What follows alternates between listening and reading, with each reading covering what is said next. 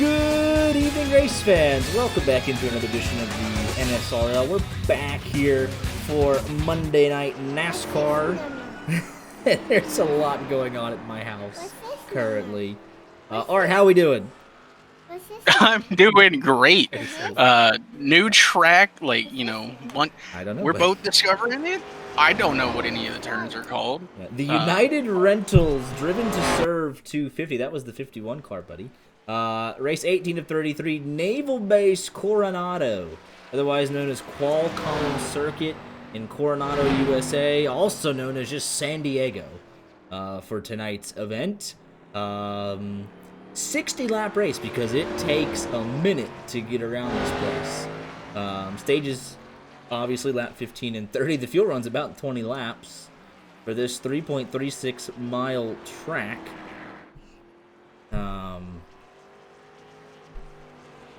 Pit road speed limit of 35 miles an hour, track temp of 118 degrees, 4 total tire sets, and from what I know, as far as road courses are concerned, tires do actually seem to matter a lot here. So we'll see how that plays out. 100% fuel limit, 0 fast repairs. Myself and Art in the booth, and let's go ahead and get right into on-track qualifying. I realize, oh, it's so sad. They have a track map, but I have to have the UI up, so I don't want that. Now look, this one's kind of this one. I don't know. So maybe we won't have the track map, but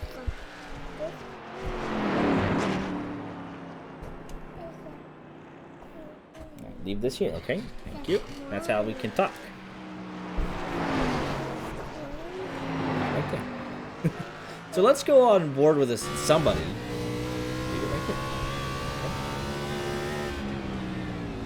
Like that. Let's see here. Who is actually... I think Aaron Mack just started a lap, so we'll go on board with him. This is the 31 car.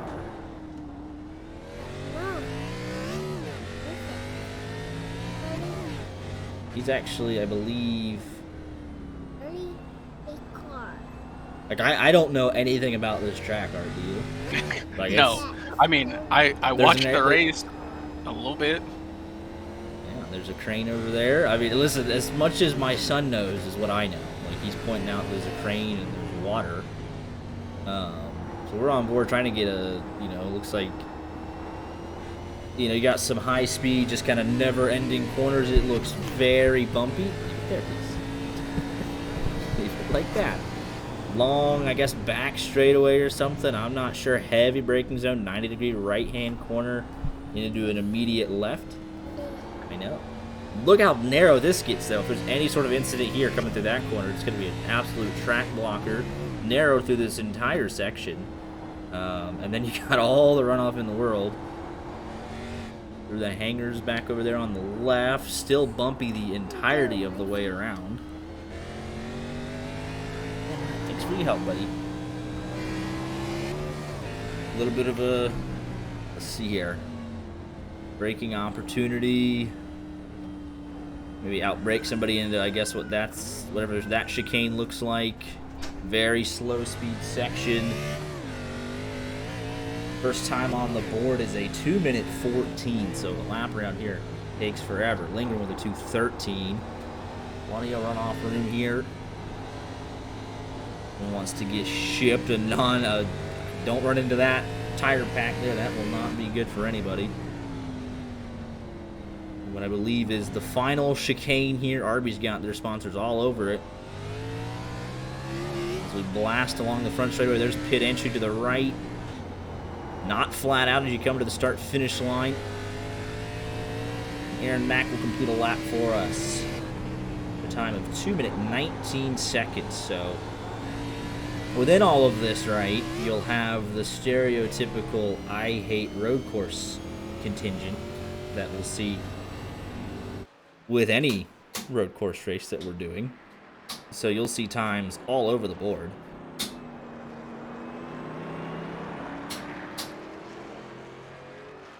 Jackson Sims about to complete his first lap. They're all chasing after lingering. Across the start-finish line for Sims. We know he gets along pretty handily. But his first lap did not count. All right, that's enough. They'll have the time of his The life. button box, you know what I mean? Yeah, button box. How fun. Yeah, I can't imagine this track is going to be super popular amongst anyone. I mean, it looks like a handful. Shane Van Gisbergen, after 3 laps, was like, yeah, I don't have any rear tires. So, like, not that that's right. It's a difficult track. It's bumpy. It eats up tires. So, I mean, it should be interesting in that regard. Walker Thomas, a 214. Brett King caught a 215. I know. I mean, it's just such an unknown. I mean, heck, Corey Heim won the race. That should tell you everything you need to know right there. I mean, it's just completely random. Although he does have a lot of success in the truck series, but he came out one on Sunday into the wall there for the 69. He did get, you know, he said it in his interview, like, got quite lucky with, you know, the top guys literally wrecking themselves. Just 3 for 1, man. Yeah, that's so Madigan in a 212. That's 0.7 of a second over Lindgren. A phenomenal lap there. Brad Peters looking to complete his second lap here. A little bit of a lockup there.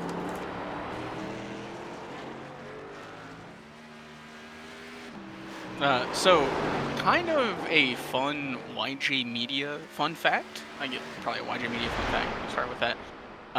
Our very own Corbin Simmons, you know, was in the Navy. Corbin, thank you for your service, bud. So not only that, was stationed in San Diego. Oh, was he? Coronado. Was he really? It was Coronado? Not here, but like a section of the base. Oh, that's cool. So he wasn't far from here. Corbin, give me the track guide. What you know about Coronado? He probably got not nice things to say about it, I'm sure. Jackson Sims' second lap, the second man into the 212s. Everybody don't break that. It's a lot going on tonight. Okay, don't break it. Just fair. Birthday, and he's like, I'm trying out new things. I'm a year older. Mm-hmm. Had a solicitor come to our door, and I was like, just don't answer it. But Dale runs up to the door, so they clearly know we're home. Just ignore him anyways. I was like, yep, it's awkward for you. It's awkward for me because my 3-year-old's like, I want to go open it. I'm like, please don't. But he ran right up to the door. I was like, nope, we're not doing this. So he just yelling as I'm carrying away from the door. I was like, yeah, they know we're here. Not opening. I'm not talking to you. Last I checked, we had 30. So we don't actually need the DNQ tracker, but it's there, and I'll get rid of it in just a second. As just like that, we have 17 times on the board. Like, that's it. That's all we got. I think that's enough. Like, and Claude Furlan's at a 223. That's normally not where we'd expect to see the 43 machine after qualifying. I mean, guys are just, I mean, it's such a complete unknown. Roy Burkett jumps up there, 16th right at the end of it. Minto will not have time to get in second lap. And that's it.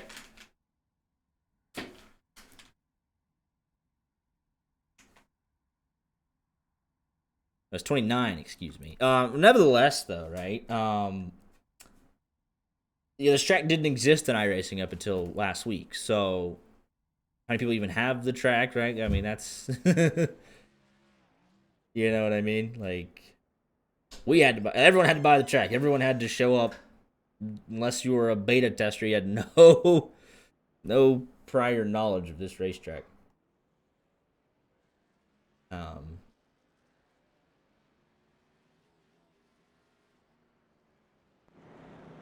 It's going to be an interesting one, for sure. Let's take a look. Try and get an idea here of the pecking order. So Joseph Madigan, a 2:12.2. Nobody else even came close to that in practice. You have a lot of practice time. Times all over the board. 2:12 to a 2:20 once it finally kicks over to the next page. A 2:26. So 14 seconds in it. Handful of guys didn't even get a lap in. The United Reynolds driven to serve 250. So then we kick it over to qualifying. Madigan not even able to match his practice pace, but Jackson Sims does break into the 212s as well. About 0.3 of a second behind nonetheless. So unless something changes, it'll be those two, because then it's another near half second back to Zach Lindgren. Right now it's two cars in the mix right now until proven otherwise. But as you mentioned, Art, on Sunday, all the heavy hitters took themselves out of contention. On a track that's, again, just a complete unknown. They're not going to maybe have that consistency. It's going to be it's 60 laps. It's going to be a long 60 laps. Now what on earth? I beg your finest pardon. What? I don't... We've lost the plot, boys. It's all over. Very interesting. But we're somehow... We're getting there somehow, some way.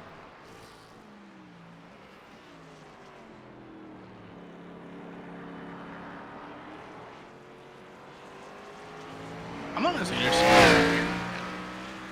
Yeah, I am too, a little bit. Illinois has been getting hit by... Like, they called it a tornado outbreak yesterday. Oh, they're crashing in practice. I mean, I'm glad you're here, because I would struggle in this one, truthfully. It would be difficult. I thought about it. Little son of a gun. I know you thought about it. Sure, yeah, I know. I barely got home in time. I was out getting parts. I'm trying to fix my truck, man. It's a process. This is... I assume we have full course cautions. If they pop the incident limit, obviously, yes. I am not... I think it's going to be a long night. I'm calling it right now before the race even started. It's not a talent level thing. It's not, trying to call out the drivers. It's literally just... It's all new. No one's raced here before. Like, you might have been able to get on. I don't know if they're holding, sessions in iRacing. They probably are, because that's what they do. But unless you are well versed in the track, someone's ended up on the loading dock. Someone's ending up in the harbor. Like, yeah, it's gonna be. It'll be a wild one.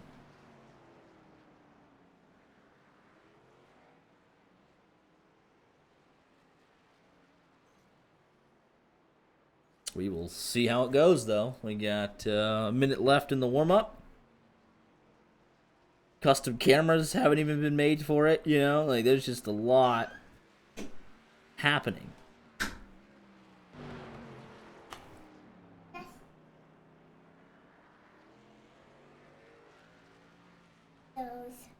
Okay.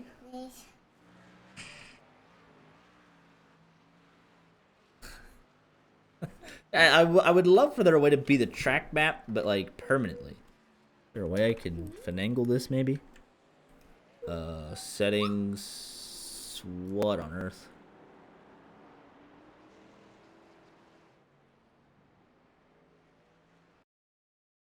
Mode. Anchoring. Positioning. I don't think I could do it. I want to get the track map without the rest of the UI. If anyone knows, that'd be pretty good. God, Dale's discovered the stream deck. We're going backwards. Going backwards? You made us go backwards in time. Did you not have a track map at one point on the overlays? There is one. That might not be a thing. There is, but I don't. I mean, this is so much more. Like, I just love the look of this, and it has a little bit more, couple things into it. So I don't know. I like that. I don't even know. I think I got rid of it because it was a little clunky in the overlays. But this is, like, clean, I feel like. And it actually has the corner numbers and everything, which is vital for a road course. So what? 16 corners. Yes. Good. Because, like, I'd like, you know what I mean? Like, I don't, it's all or nothing, but I'd like for these to go away and this to stay. I don't know how to do it. Oh, well. It's kind of like track map, no UI, but the track map is part of the. It's, you know what I mean. I want customizable things. Corbin does not have nice things to say about Coronado. Not what I expected. There's a shocker right there. You're telling me though. Hang on just a second, folks. You're telling me we gotta do a whole pace lap before the race? Oh, this is gonna Well, take at least we get to know how forever. slow it is. It's gonna take forever. So we got John Wilco and Elliot Henderson starting from pit road. Jared Wishing, Henderson's back. Wishing here. Yeah. Oh, is he? I don't know.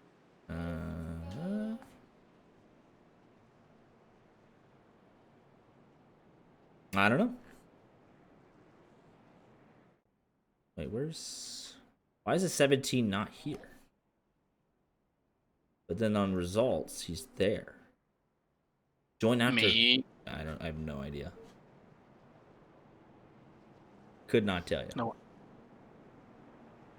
But we got all the time in the world. There's a beautiful view of a hangar.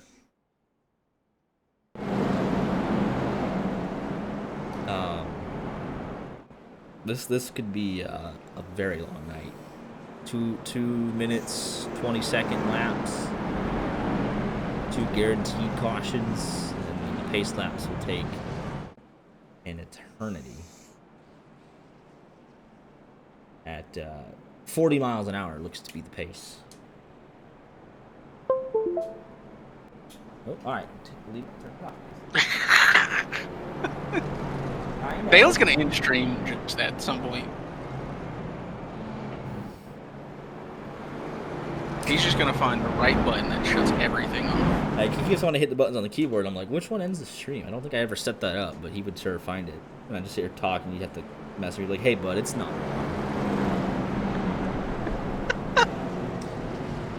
I mean, look how far away we are. Look at the track map. Oh my gosh.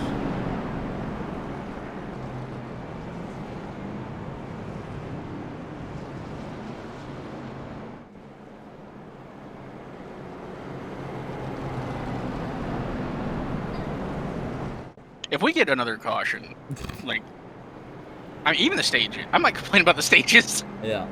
Turn them off here.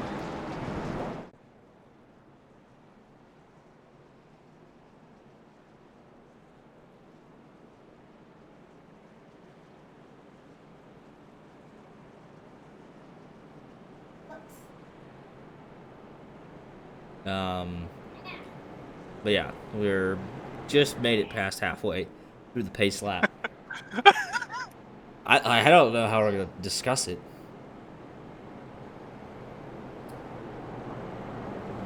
This is gonna be an interesting one. Honestly, I'm kind of grateful. It's giving me time to eat my Taco Bell. There you go.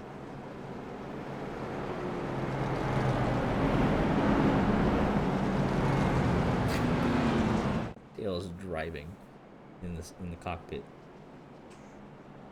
Off screen. He's ready for it. Gotta get him a go-kart. Give it to him. Oh, we got 12B. I guess this is 12. And then this is 12B. Is this better than the Chicago street course? I could not tell you. I'm gonna say no. I'm gonna say it's not like. I don't know. It's probably this more. Seems worse. I think the Chicago road course was pretty straightforward, was it not? Like a lot of 90-degree corners. Like you had a couple high-speed ones, but that was pretty straightforward. This is just. I mean, it's massive, bumpy. I mean, I don't know what to say. It took 2 minutes to do sector 1, 2 minutes to do sector 2 on the pace lap. This is incredible. I mean, this is just content.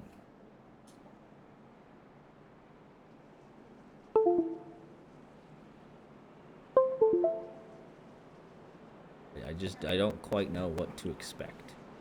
Sadly, we're not, Amazon Prime. We can't sell ad space. I mean, we could. We could, If you want dude, your ad on Watcher Media, we'll do it. Is there a way to like run us ads specifically for when the stage break is? Be like, yeah, listen, it's 6 minutes. Like, you know what I mean? I don't know. But here we go. Pace car is off. We are underway. It's an interesting right here. Madigan, I will look okay. Madigan gets off to a good start. We saw all sorts of problems, even in the very first corner. A couple cars into the wall, but does not end up in catastrophe. We see the airtime further back. Wilco and Henderson racing the pace car out of pit road. They are now getting their race underway. No sign of Jared Wishing that I'm aware of. So 28 off and rolling. Man, my usual strategy is sitting up in the blimp cam and just enjoying the race. Not working. Can't see a thing in some spots. Yeah, I don't. There's a lot going on.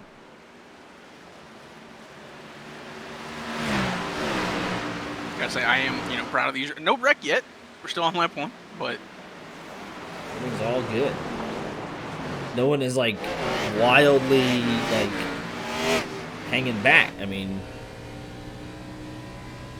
Chris Pruitt here just taking it nice and easy.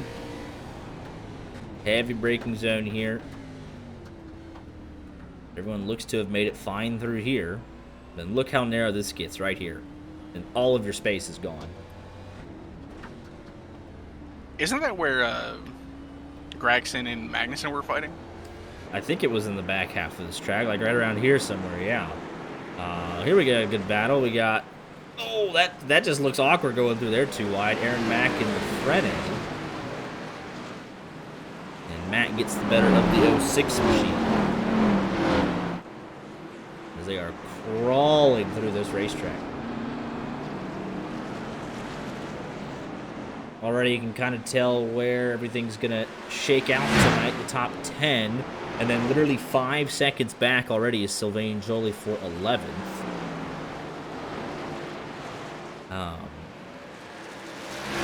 There was an amazing point brought up on the Prime broadcast in the Cup race. It's like, oh, when you're a second and a half ahead on an oval, it's like, oh, that's fairly consistent. You can just make the other guy. Yeah, it's fine. It's over. It's second half. It's done. Lap times here in practice varied by 14 seconds.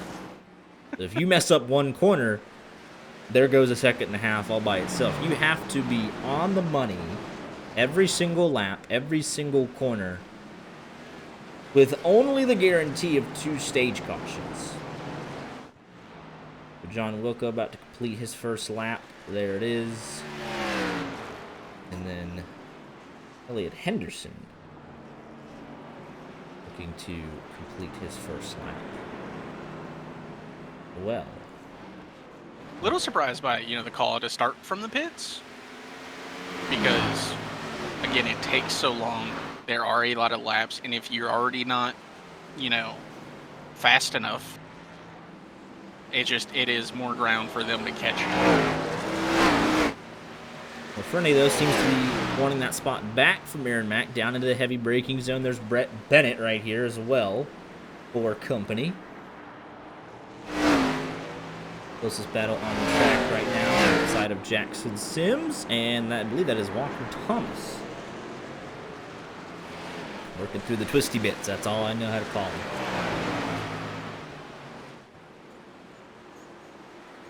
Everyone seems to be navigating it fairly well, right? I haven't seen any, wrecks or anything of the sort. Nothing too crazy. Just everyone's taking this at their own pace as they, start to get race laps under their belt. 28 cars on track. I will say, just from, hopping around turns, I think it's 9 and 10, look to be kind of dangerous. See tires, cars getting loose through there. So that might be our trouble spot. But always with a road course, it's just so awkward because it's certain sections will have a flow to it, and you're just trying to flow from one corner to the next. As I say that, my fault for saying anything. The two guys that were battling the most into the final chicane. Ooh, Aaron Max around. He is sideways in that bus stop. Yeah, Like, just got it all wrong on the entry, and around he goes. love the evasive maneuvers there. He'll go right to the back of the pack here.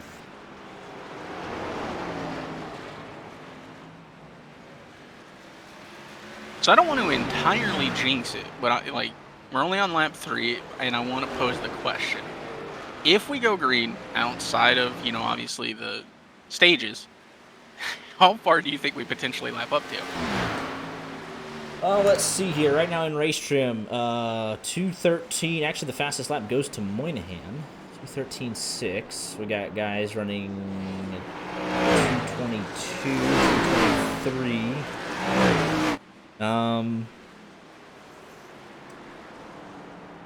I don't know, because it's so get, what is it, 15:30, and then you run what, 28 laps, 27 laps to the end. How many cars can you lap in 27 laps? Outside of who already might be a lap down, as Richard Pruitt looks to be nursing an issue. No front end damage, the downhill braking zone, a little bit of air time, and just way too much speed into the tire barrier. Big front end damage for the 24. He'll limp it around and decide what to do. He's alone with his thoughts at the moment.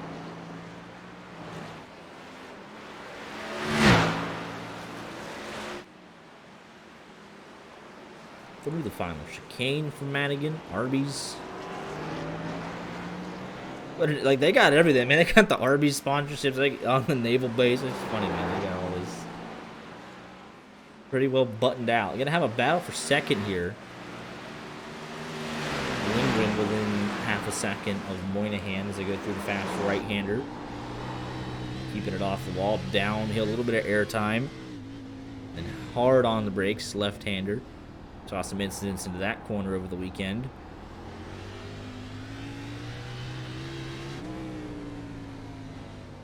And you got guys here finally making their way through the chicane, 40 seconds back, just now completing their third lap of the race. And there's still another 20 seconds behind that to Keith Black and John Wilco and Henderson, who started from pit road.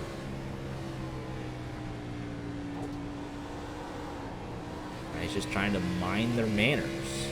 Conville thinking about a peek to the inside on Burkett. Quite able to do anything with it yet. About 5 cars under a blanket right here.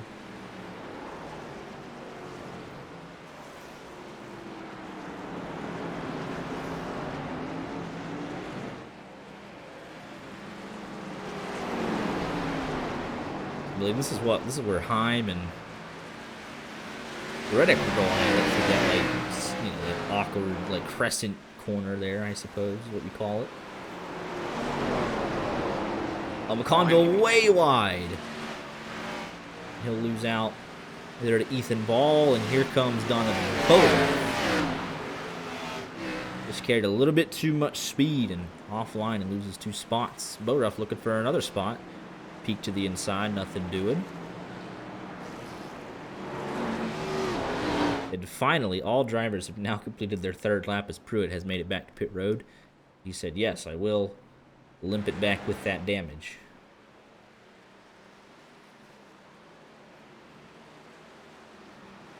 All quiet out front for Madigan. Just look at this mess further back. It's all happening around 20th. Let's go on board with this and just let them take us through the lap, right? I mean, they do it better than we can. But I'm curious. Yeah, I've got it set. Yeah. I've got it set to most exciting because I can't sit here and look around. I'm gonna let it do it for me, and it's had me stuck on this battle for a lap and a half. Oh, the 96 way wide. He does have the preferred line for the following corner, but McConville nonetheless swoops around.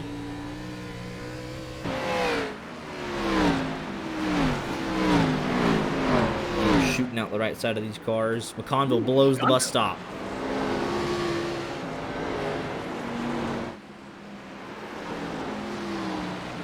It's funny, iRacing will just tell him to give that time back. He does not have to do a stop and go on track. He'll just have to find a place to slow down more than usual. Based on the pace that he's going, I wonder if it's slow enough that it kind of gives it back naturally. Because he's running. Because like we've 10 seconds off the leader's pace. like we've had tracks like that where it's like if you mess up badly enough, you cut it. Like at Watkins Glen, you'll cut it around the bus stop there, and then but you're going so slow. You just get it all right back down. anyways. Yeah. That was Packard that was trying to go around the outside of Brandon Minto through the crescent. That was a bold move there, and he'll stick in line. Heavy braking zone upcoming for the 49, looking to move into 14th. Just behind this, Claude Furland. Ooh, caught the wall there. He was able to improve on his second lap. He's moved up 2 spots, so. Bennett also caught the wall.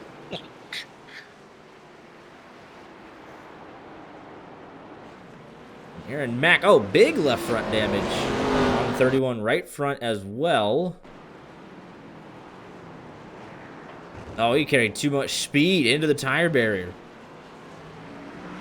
Hansen, Elliott Henderson will go on by. Right rear damage for Hansen for his troubles as things continue to spread out up front. 2.5 seconds nearly for Madigan over Moynihan, who paces Lindgren by a second.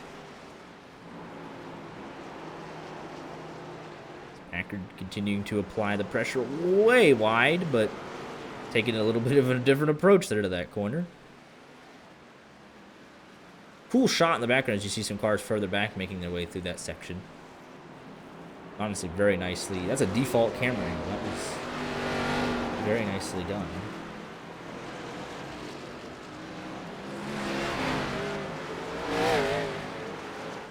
And even out of that final corner before the start-finish line, you can see them getting a little air on the left side.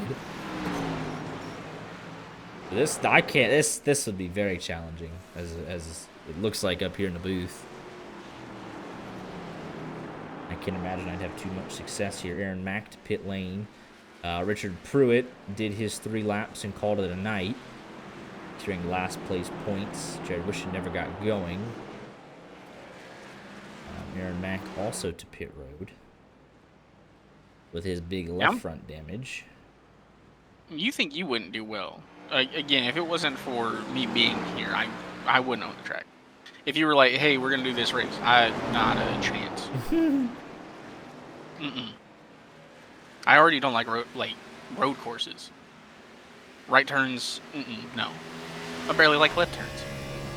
We're just gonna need these 3 to stay as close to one another as they can, because it spreads out fairly quick, but it conjoins back together as these 3 were not here 3 corners ago.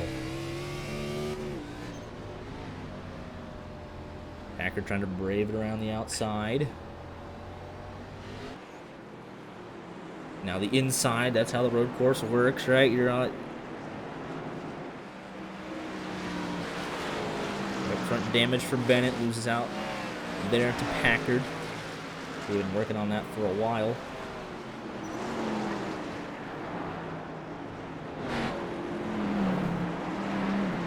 I mean, it just looks very difficult. Into the final corner here, Burkett. Not final corner. It's into one of the chicanes. Henderson gets the move done on Burkett. He'll continue to set off after Rich Jett. Henderson, there is pace in that car. Started dead last up to 22nd, so he's made up 6 spots from where he started. Aaron Mack has gotten back on track. Still a good bit of damage there, but he's still trucking along.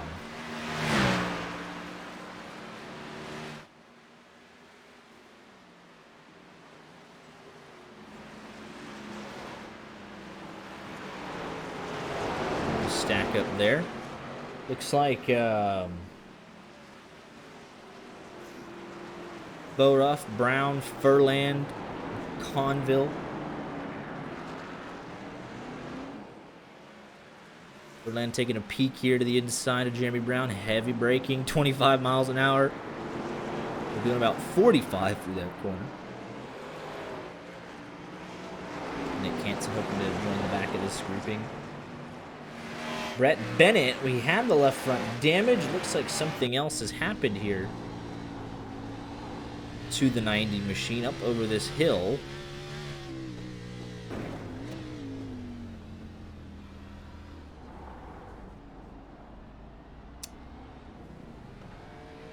Did not look like a fun car to drive. He'll just tow it to pit road. Nick Hansen and Keith Black. What happened to Nick Hansen here? Oh, he just goes straight on, has to blow it way up. And then Keith Black in the 87 machine gets a little loose, trying to put the power down.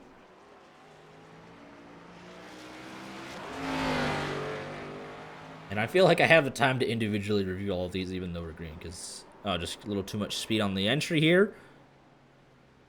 Single car, kind of on his own, doesn't have to worry about a thing, right? Nobody hits him, no caution. We're good, man. We're all good. And then Jeremy Brown, we were just with this battle. He was kind of leading these three into the heavy braking zone. Ooh, 82. King got a big lock up there.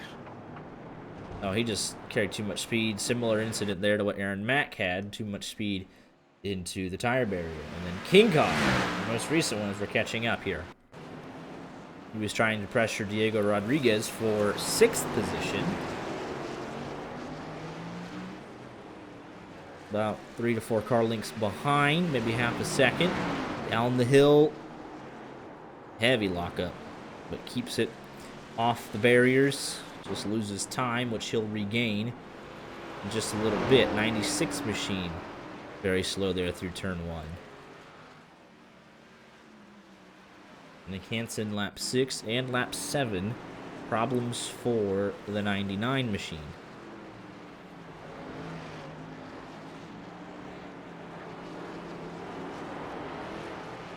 Off the final chicane, and just a lazy spin, has to lock it down. And he gets it back going.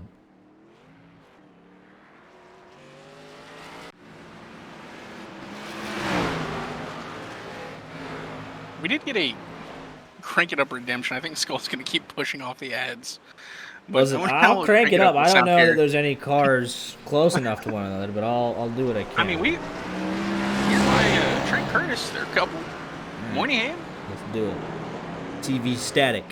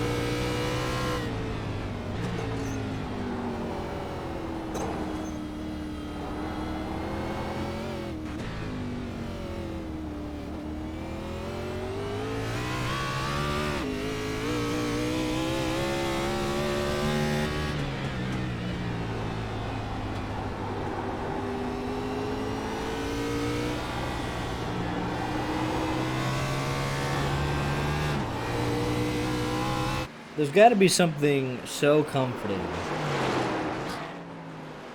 if you're Joseph Madigan, where you're the fastest in practice, nobody else is even in a 2:12 second bracket with you. Somebody else does eventually break up into the 2:12s with you in qualifying, although still 4/10 off, and that man is now running 5th, and you are just pulling away tenths a lap.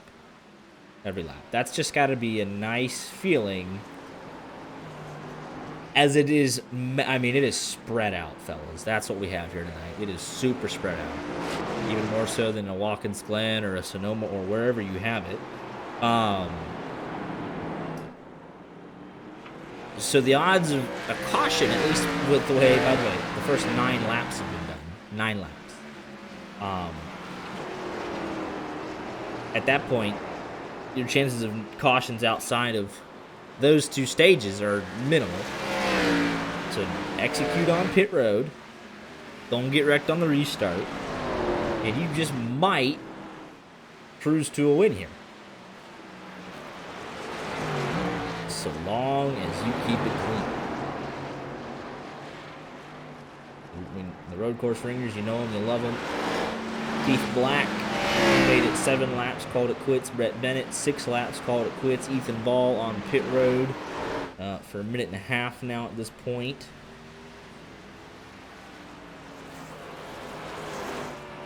So he gets back going. But this race, just truthfully, will take it a turn.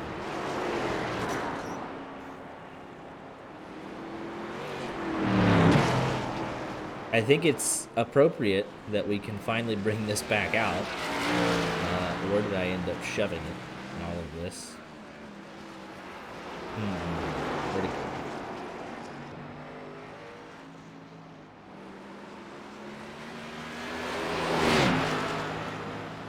Minto versus Boruff.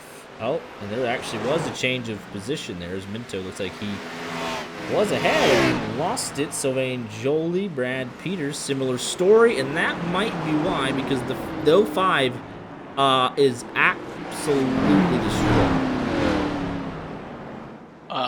Like, yeah. Dunzo. Already had a tiny bit of right rear damage.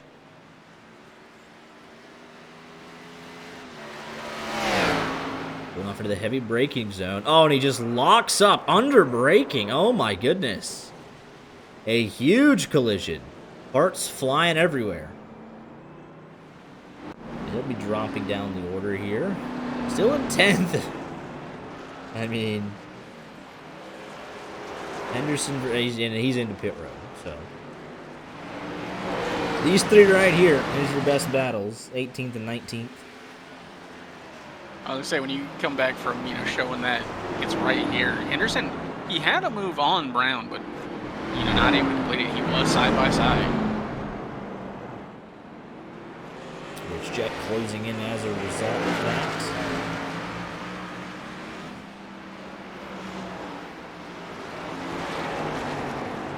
Five laps to go in the stage. And I'm truthfully not very excited for this stage break that we're about to receive. It's not gonna be.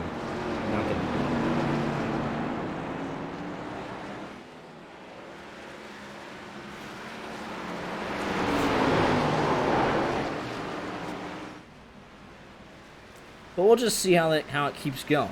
I mean, we'll get some really good action on the restart. We'll go from there.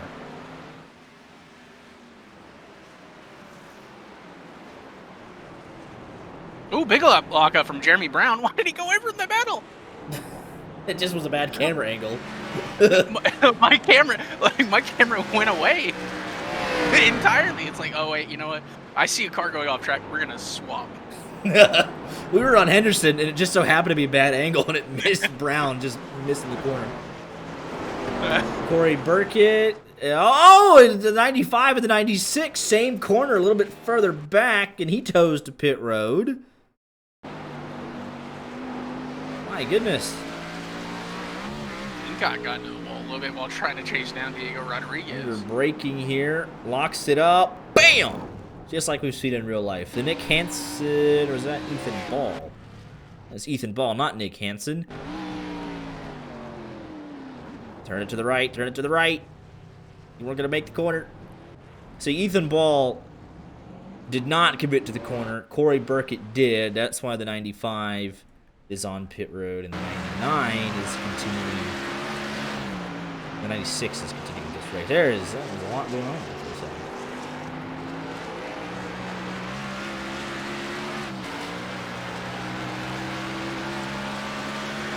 And again, actually, gap is coming down. 3.5 seconds. Monahan trying to find a little something. You can see him right there.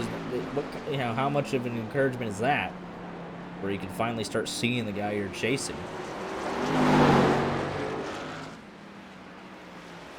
Henderson all the way up to 16th, so we'll see what kind of progress he can make once they bunch the field back up during the restarts.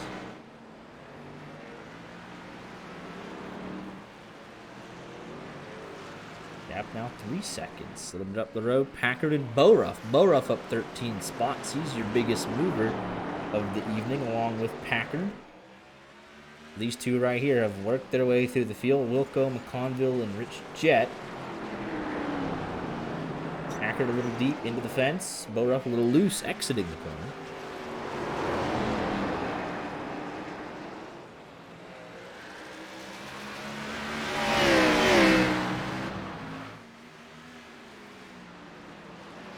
Taking a peek.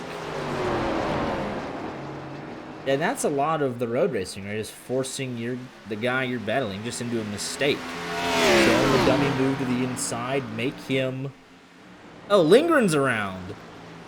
That's inside the top. That was 3rd place, and he'll go down to 5th. And here comes Rodriguez. Let's take a look here what happened. He was being hunted there a little bit by Walker Thomas, maybe feeling the pressure and carries too much speed. Does not hit anything though. He's got the stage just a couple of laps, so loses 2 spots for his trouble. That's about it. I gotta say, I don't think the focus on crashes works. Just don't be seeing them. It might get to it after the fact. Who knows?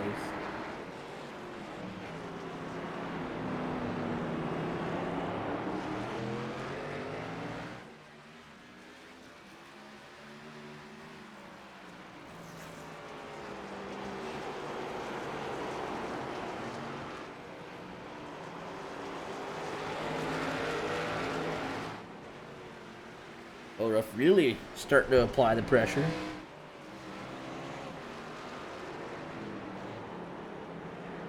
Packard a little deep into the final corner. Boruff a little loose, so they've done it twice now, that exact scenario. But I think Packard having the advantage on corner exit overall, net gain for him. John Wilco around his teammate there.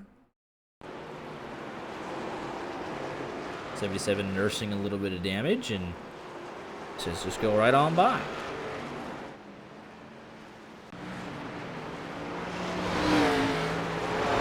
I think though for the Back Row Motorsports gang, they you feel pretty good about the evolution of your road racing abilities over the couple seasons we've had with them. I think this is a definite step in the right direction.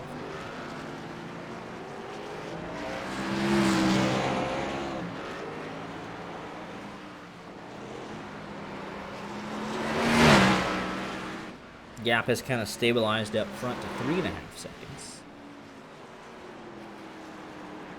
Gavin Fitzgerald with a beat-up piece of junk on the front of that car around the 51 machine of Matt Curtis. Curtis holds a comfortable 8.5 seconds over Lafrene for that final stage point. Ethan Ball might be trying to pit before the pits close. Not entirely sure though.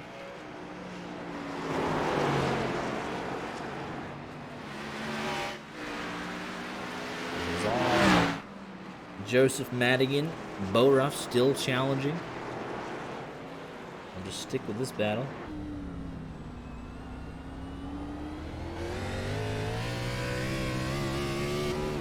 I'll stop the ball, so I'm not trying to flip the stage or anything.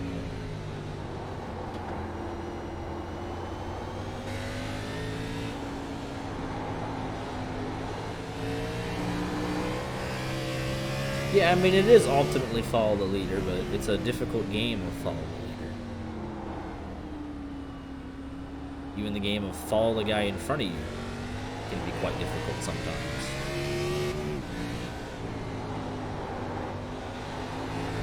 I've got a good run, a bobble there for the 49.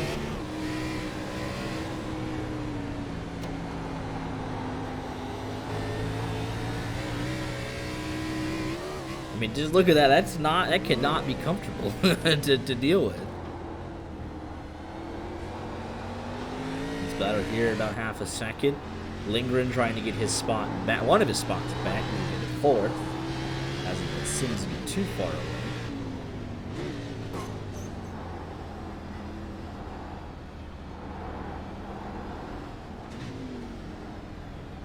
As we are coming to the final lap in stage number 1. We'll work off the final chicane. Do the left-handed kink. Little bounce there. White flag in stage 1.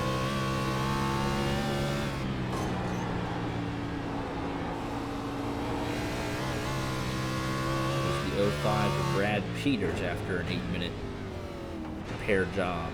He'll look to gain some more spots. Honestly, not as big as a lead as I thought he might have.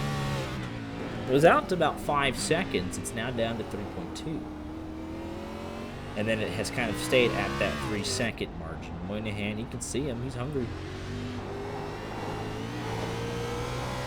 You know what we didn't do because we were talking about the track so much? What didn't we do?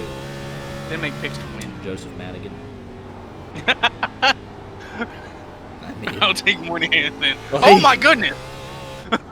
Did you see what happened right behind him?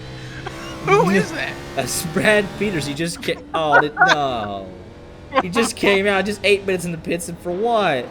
Oh my goodness! He ate the wall. They say, all right, it's fixed up, boys. You're good. It's no longer good. And there he goes. I think he's done for the evening. He came out, did half a lap, and then tore some more stuff up. Oh, wait a minute. Further back, Sylvain Jolie, Brett Kinkott, side by side through the crescent. We already know who's going to win the stage. Gavin Fitzgerald trying to get there. This is 7th, 8th, and 9th. We got stage points battling for. Fitzgerald right up to the back door. Kinkott a little deep. Kinkott nearly into the wall. He'll lose 2 spots in that lap. Lindgren trying to close.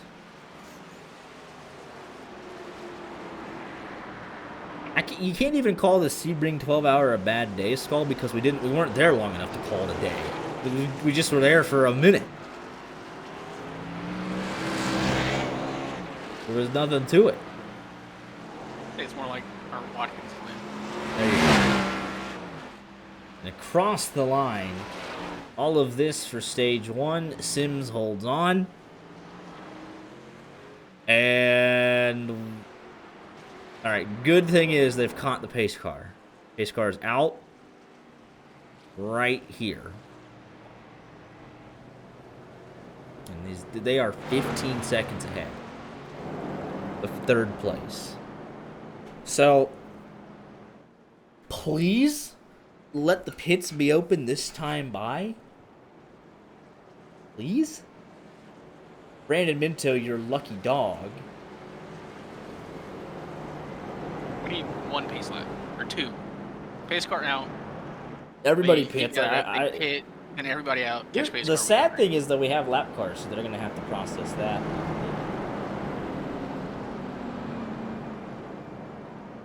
So we'll just see how it goes, you know.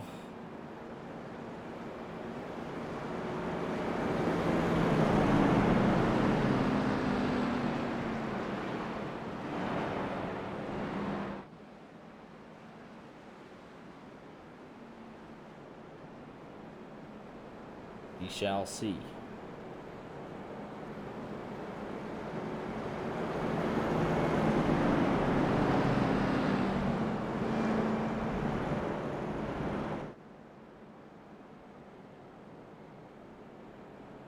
I think if we play an ad now, we don't get another over 30 minutes. We won't be done with the pace laps in 30 minutes.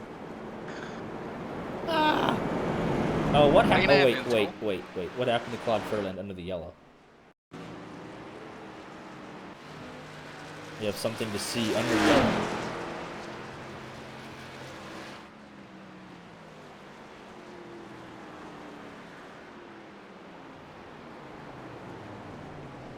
Oh no. Oh no. Oh no. Under the yellow.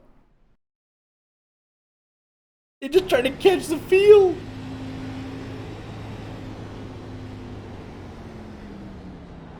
Didn't downshift, wasn't doing his natural rhythm, and that was it. He was just caught off guard by the yellow, just kind of lazily walked in there. That was it. Oh my goodness.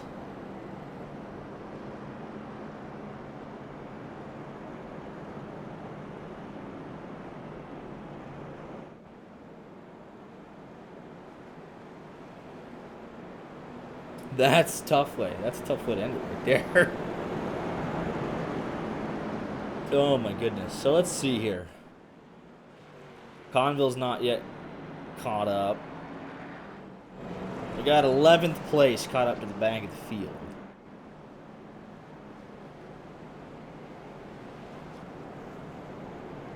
Now 12. Here comes Bo Ruff and McConville. Or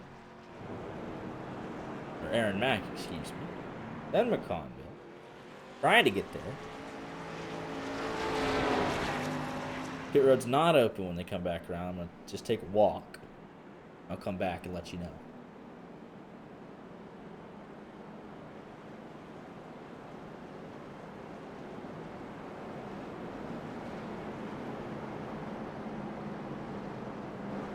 There's Packard. There's Bo Ruff. McConville's now on scene.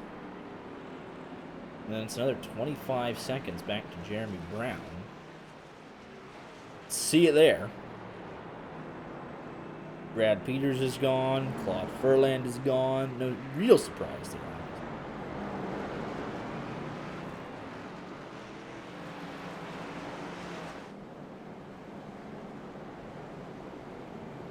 Right through the chicane. Pit road, here we come, please. Yes. Minto will get your lucky dog.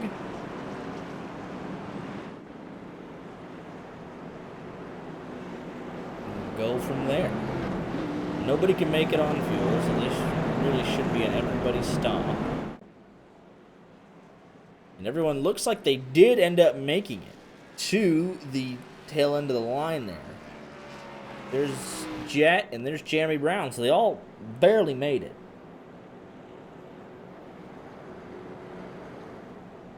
Hannigan looked like he almost didn't know where his box was for a second. It'll be left sides going on first. Oh, Sims didn't get his service that he needed. What? So he did not get tires. John Wilco, excuse me, won the race off pit road. But I believe that is because he missed his... Yes, he just kind of sailed on through. What are we doing? What you mean? I don't know. It's just wild. Take a look here. Take a look at the Jackson Sims pit stop. So I don't know if he missed his box or he did fuel only by accident or what, but he lost a couple spots there on pit road.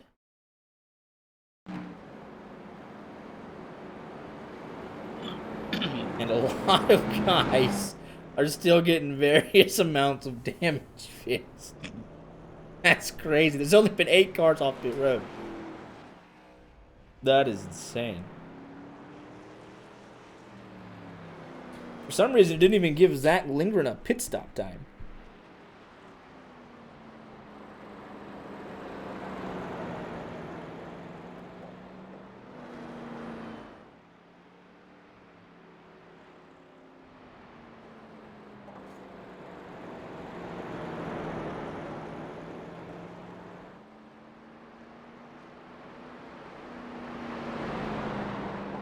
Let's go back. We got all the time in the world. Why does it not register him as a pit stop time?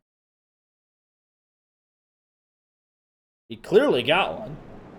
That's curious.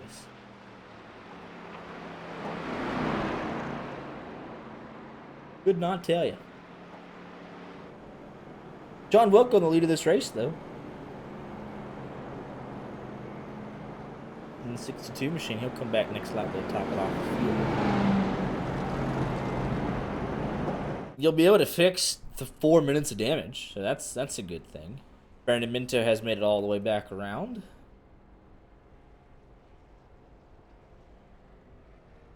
For his scheduled service.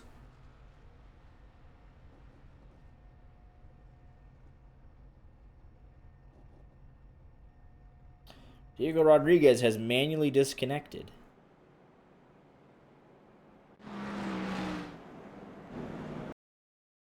He came in, got his 4 tires, damage getting fixed, and then he left. Okay. I don't disagree. I don't get it. I mean, I do disagree because he was seemingly having a good race. He was inside the top 10 pretty comfortably.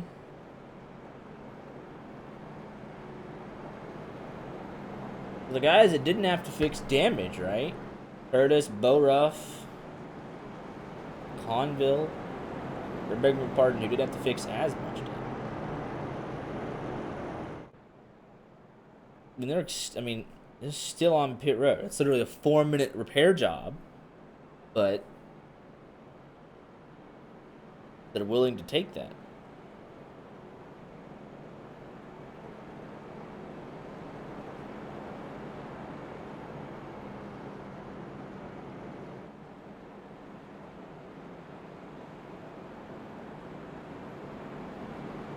I would imagine you want to go a lap down here because they were pretty much stuck at that point. Here comes Wilco to the final corner, final chicane.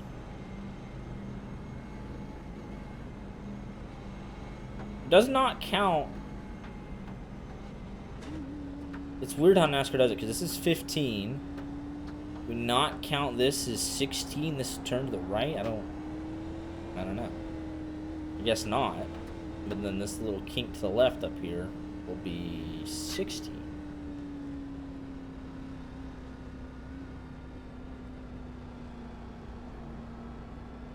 Wilco back in, McConville back in, handful of guys at the back. Really jack up the 4 pit sequence is going to have to do a lot of work here. But it looks like everyone got going, except for Henderson's going to put himself right back a lap down after making all that progress.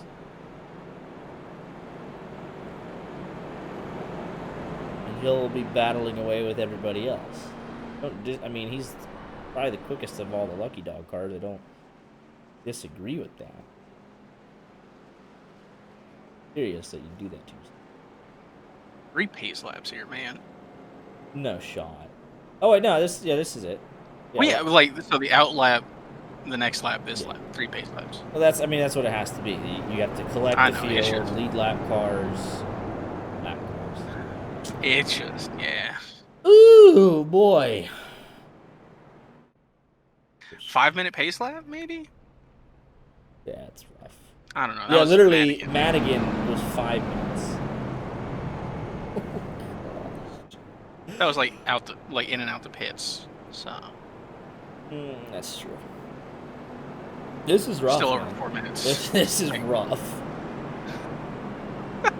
This is so rough. Actually, is Henderson gonna get back going? Because right now Nick Hansen's the lucky dog. This railroad tracks we're driving over. Yeah. Was what like this stage will be 12 laps, 11 laps? We've completed. So We're gonna be coming to lap 19. We're coming to the start of lap 19 because we have completed 18 laps. Yes, that is what I said, buddy. I just I had to check. appreciate you. Check your math. So we're through 17 laps. What is that? Through 18, so yeah. Makes 11, like you said. Yeah. So, oh boy. We've been live for an hour. Done 17.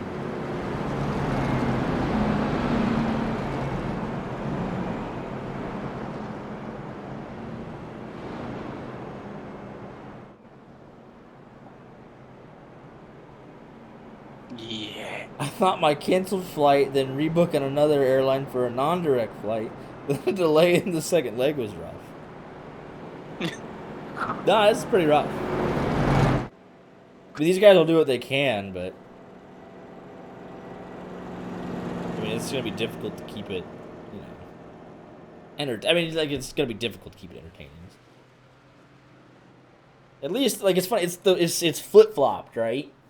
When we go to the ovals, everyone's all bunched up more so than IRL. When we go to the road courses, everybody disappears. It is the inverse of how it works.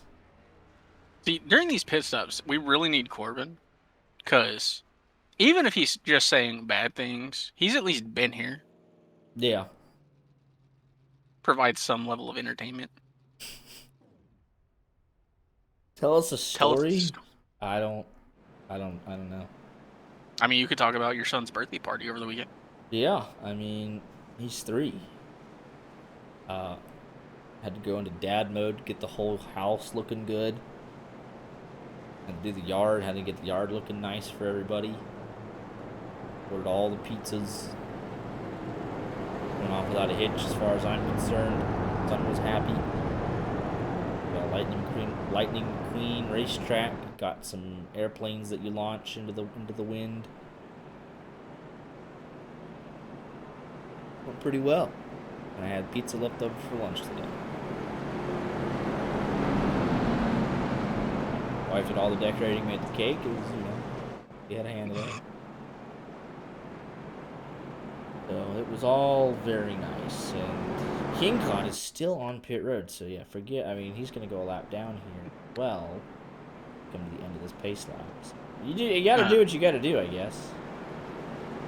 I want to add on to this. At the age of 3 is when I fell in love with NASCAR, and that's how I picked my favorite driver of all time. Because, my age was his number. Don't let him do that. Not Austin Dillon. No. Not in this household. He ain't the real to me.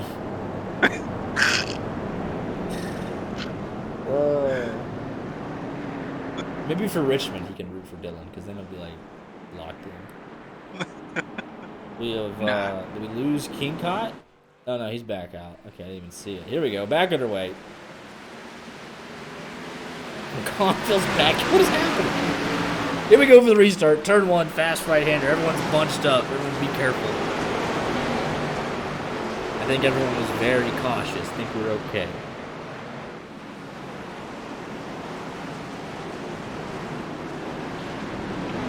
Nine and 3 corners. Everyone just minding their manners. You have a little bit of 2x2 with Packard. What does Blimp Cam do for me here? Ah. Not a whole lot. I can't tell he completed the pass. Go behind the parking lot. Oh, barracks. I told you, Blimp Cam does not work. Oh, they're just gone. What about all right, Chopper Cam? Maybe. Here we go. Walker Thomas into P2. Pass Moynihan. You can tell it's vibrating all right from the chopper.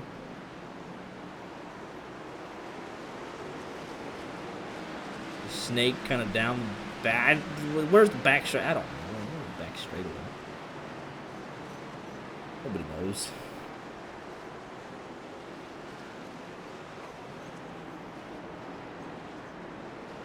Looks to be near a full house, though. There's an ad in 4 minutes. But you telling me we couldn't get one in during the 20-minute stage break. That's deep. Moynihan, though... No, I know. Moynihan was a very comfortable P2, so I imagine he'd want to get back to it. Trent Curtis also making some hay here on the restart. Nick Hansen is the lucky dog as things stand. His teammate further in the background, Ethan Ball, goes a bit wrong. Ooh, Jackson Sims big sideways. He'll go defensive into the RB chicane. Not the Le Mans chicane, not the backstretch chicane, it's the RB chicane. Fitzgerald a little loose. Madigan do fastest lap of the race, 2:13.2, a second and a half clear on the first lap, leaving the restart.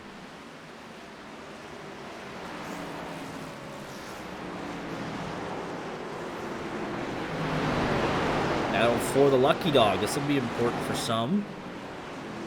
Look at the airtime, man. Aaron Mack's going to try and sail around the outside. Hansen kind of just gave it up. Interesting decision there.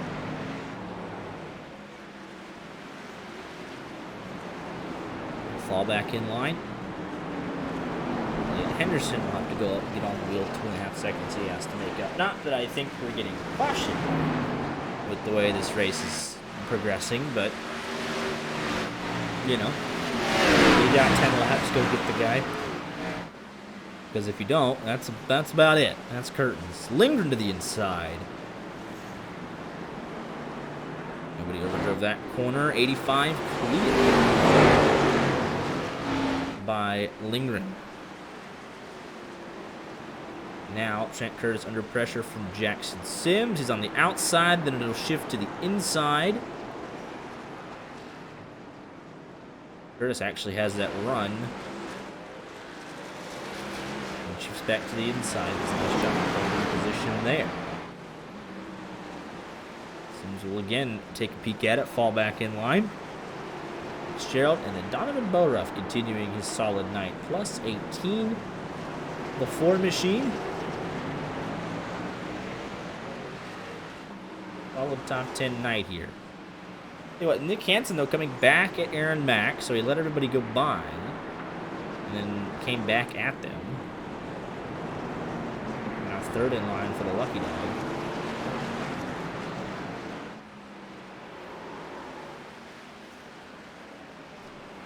As Aaron Mack was ahead for this lucky dog spot. Let's see what happened to the 31 machine. Just carry a little wide there. Got John Wilco behind him. Just kind of a lazy spin. Gets it back going, though, loses his lucky dog spot, which that is now gone to Lee Henderson. Oh, Rich Jet carries too much speed into the final corner, slams the right side. Pretty square hit there, but almost knocked the steering out of the line there, I would imagine.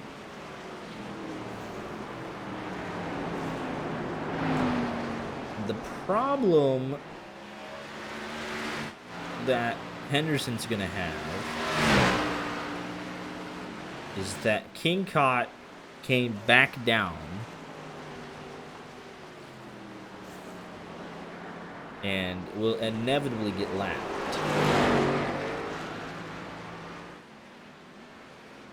within the next 9 laps or so, and that's going to kind of blow up the whole lucky dog fight. Jolie to the inside, Lafrene for P9. Lafrene 5 seconds over Packard for that final stage point.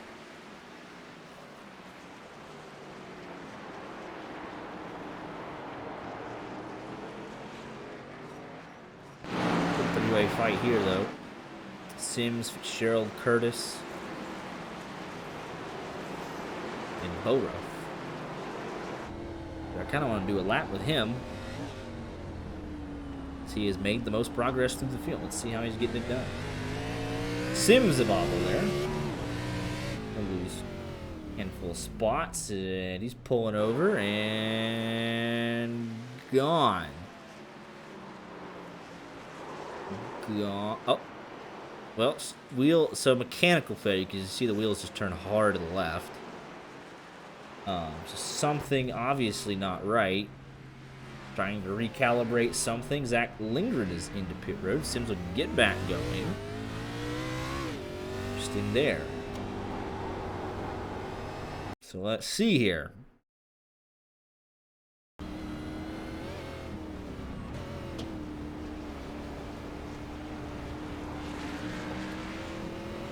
What's funny is, I mean, he loses, again, a lot of time, but it's not devastating. No, it's not. I wonder what that was. And then, okay, further up the field here. Was it a drive-through? I guess it was. There's no way he had 17 incidents already, was there? I mean, it's possible. Where would you get them from? Other cars, the walls, but I don't know if there's probably places you can go off track. Where's the off track here? The harbor.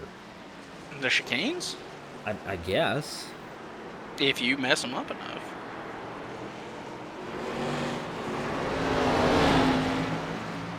Boruff now plus 20. On Wilco plus 15. He's up to P10. Rich Jett, his teammate, also up 10 spots into 12th. Brock Packard, 9 up 12. And Trent Curtis making the progress. Look at Boruff here. He's looking to get inside the top 5. Putting Trent Curtis under pressure. We'll stay with this. Right rear damage for the 51 machine. We got Boruff in the Red Bull racing suit. This could be disastrous. See how aggressive he wants to play. Let's get the power of Red Bull. Battles. Jett, Lindgren, Jackson Sims trying to climb back up through the field. He just gets by Jeremy Brown. Next up for him is Rich Jett.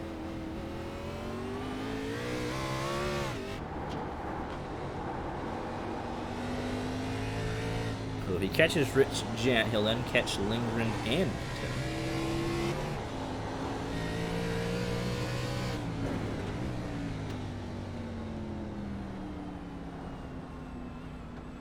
Yeah, but normally when you see somebody just pull over out of the way, just come to a stop on track, you're like, oh, they're gone. But he was just trying to recalibrate something. Lindgren, way better run. Minto lets him have it. Oh, there is a big one. The 99, the all Balco drivers?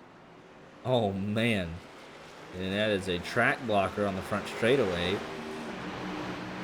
Does not pop the incident limit. They'll tow to pit road, so no caution. Final corner, 99, loose in front of Aaron Mack. He'll get turned. Aaron Mack, and yeah, that's a big one.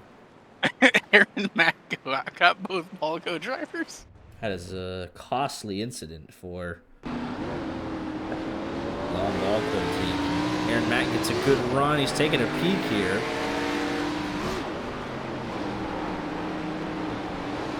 Tiniest bit of netcode there that kicks it off. That's a shame. Rich Jett. Oh, I think netcode's the biggest indicator of that. Jackson Sims will have a great view of this. Again, I feel comfortable showing this live because a whole lot else here. Ooh. 96 spin like a top.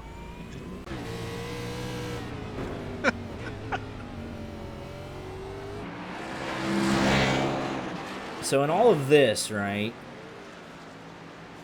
Walker Thomas with some right front damage. Moynihan had gotten back by him and pulled 10 seconds on him. Gap, 2 seconds between the top two. So Moynihan has made his approach. John Wilco A little wide. I'll have the inside line, though, for the next corner. No matter. Lindgren gets it back.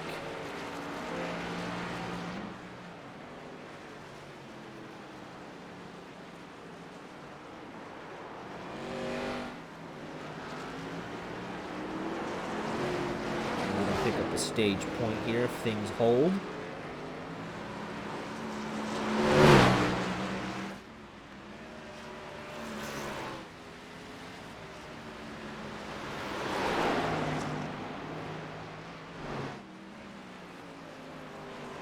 Rich Jet. Pit road.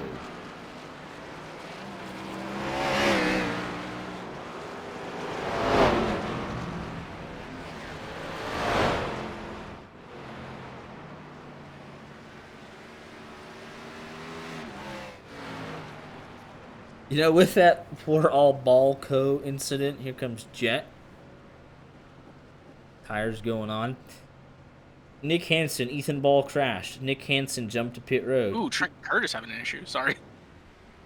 Just goes around. We've seen a lot of issues in this corner specifically. He was all out of shape from the entry of the corner, but arguably he'll take that rather than just going head on into the tire barrier. With that, right? Nick Hansen crashed. Ethan Ball crashed. Nick Hansen jumped to pit road. Ethan Ball passed Nick Hansen for P20. Just in the blink of an eye. So Rich Jet still to pit road. He gone. Oh. That is a rarity. To see him not finish a race when he has a car underneath him. Yeah, so I don't think he got a black flag. I don't know what that's from. Probably just a bad day here. Listen, we need Moynihan to continue to get closer so we can have a battle for the win and talk about something. Honestly, the race could have been 30 laps. Would not have been upset. We do 10, 10, and 10. Everyone gets to pit for fuel one time, and it's all okay. Let's call it at 45. Call it at 45, we all go home.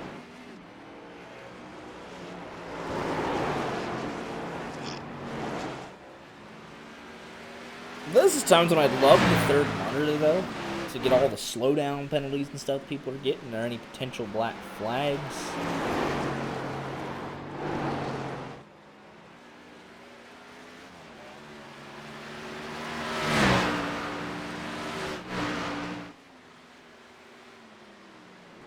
Trent Curtis, another issue here. Like under braking.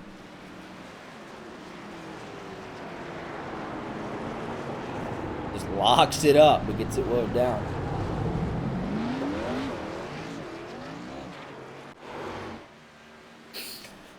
So I wonder though, we gotta adjust our attitude a little bit if we ever want to host a 24-hour race, don't we? I mean, at least that would be on a good track. I suppose. Unless we did something dumb like came here for 24 hours, in which we wouldn't do that. In which we wouldn't do it. Do IMSA here, do 3 classes all here, that would make it interesting. Skull asking if he can drive the 24 hours solo. No. I mean, sure, if you want to, we'll sit here and broadcast 24 hours. You race for 24 hours, and we'll see who's worse off for it. I think it'll be him. It's true. I mean, yeah, probably him. Gap was at least second at the front of this field. Like, if we broadcast, we'd at least be able to talk about the racing. He'd have to just race. Just a mindless drone, just logging laps. Oh, Moynihan's pushing into the wall. He wants it, man. I mean, obviously.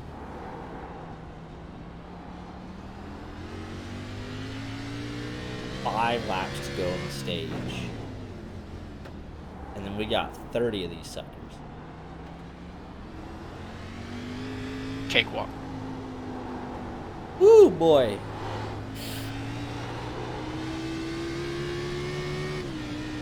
Poor Ethan Ball just keeps getting slow downs. What would be the context for a slowdown? You know, that would do it. Just missing the chicane entirely. That'll do it. I mean, legitimately, right? Like, let's just be realistic about where this race is at right now. Oh, wait. I thank you for Trent Curtis, because there was literally nobody within a second until Trent Curtis went a little wide. This is it. This is the battle.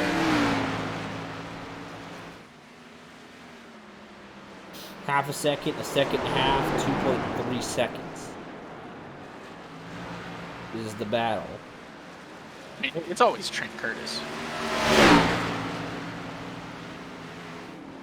The battle, though, of 3/10 is, you know, it's actively pulling away. There might be a hidden gem in here somewhere, right? Because the battle for the race lead is a second. Some Winahan might be able to get up here and deliver us some magic. But it's literally between these two cars. Because let's say, let's just do the hypothetical, right? If Moynihan gets up here and corner bombs the 66 and takes him out of the race, he's 15 seconds ahead of Walker Thomas. It is these two cars right here.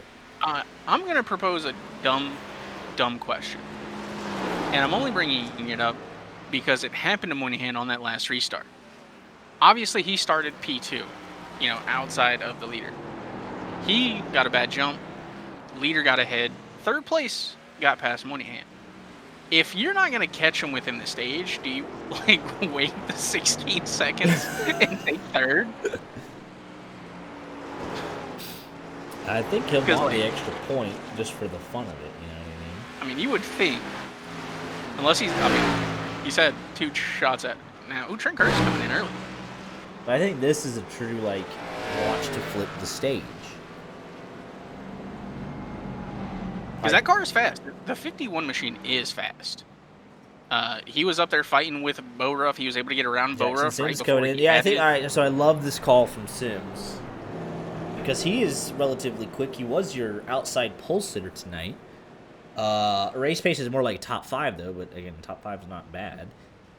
So he'll come in, and they'll get a move on. Because what you need to do is you need to catch back up to the field and pass them while they're on pit road. If you continue to wait, then you won't get anything. If you're too far back, they pit and still come out ahead of you. However, Trent Curtis, concerning 25-second pit stop. I imagine a Jackson Sim stop will be more straightforward. Down and away, 15 seconds and we're gone. That's still a little slow, 17 seconds, but he is down and away. Trent Curtis, I don't know. Interesting. Don't know. Yeah, still 1 second. We approach 3 laps to go.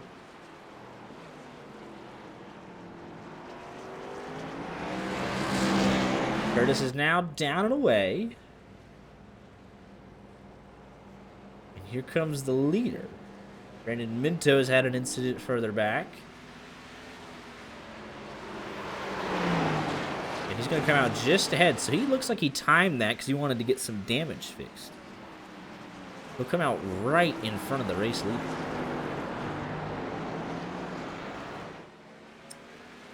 So I wonder, though, right? He's not... There's, I mean, 0 shot he can get all the way back around. And pass everybody, right? He's on the cold tires, so we needed to be careful in front of your 2 race leaders. Wargaming if he wrecks the top 2 in some incredible feat here. Walker Thomas still has 7 seconds over Gavin Fitzgerald, so he's actually going to put himself a lap down, so it looks like he didn't time it last. And then Brett Kidcott's like, you gotta be kidding me. Like he's probably pretty upset here. Oh, see, that's what you don't want to do. You know what I mean? You can't have that. Same corner. And you just bolted on the set of tires. See, that's you can't do it.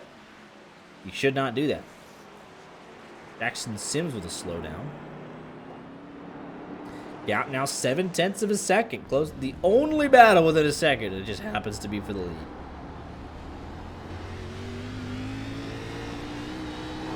How about that? We got 2 laps to go.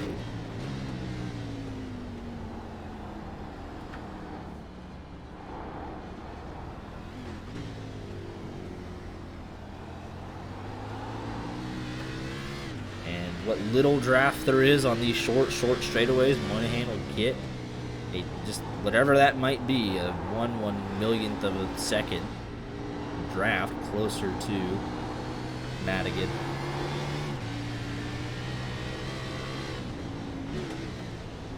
Ball, just a tough night. See, it looks like he's got it back going.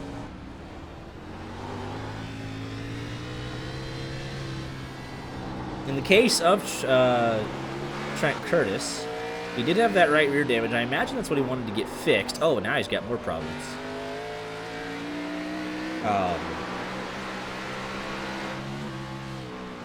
Half a second here. Over braking, Moynihan closes in nicely. Maybe overdrive it just a tad bit.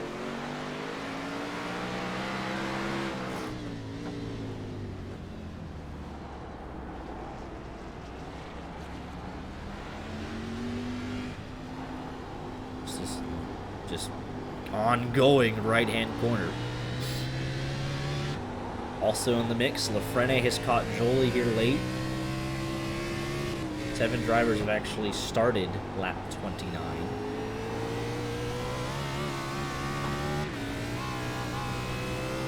So now this is the point, though, where you're starting to put that pressure on.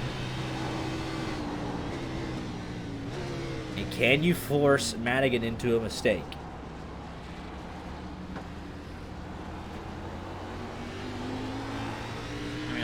A wiggle there trying to gas it up early for Madigan. Moynihan also fighting it.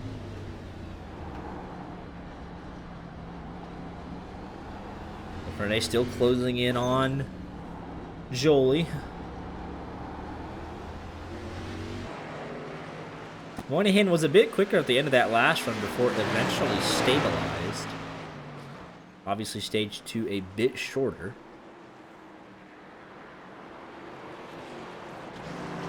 But he is there.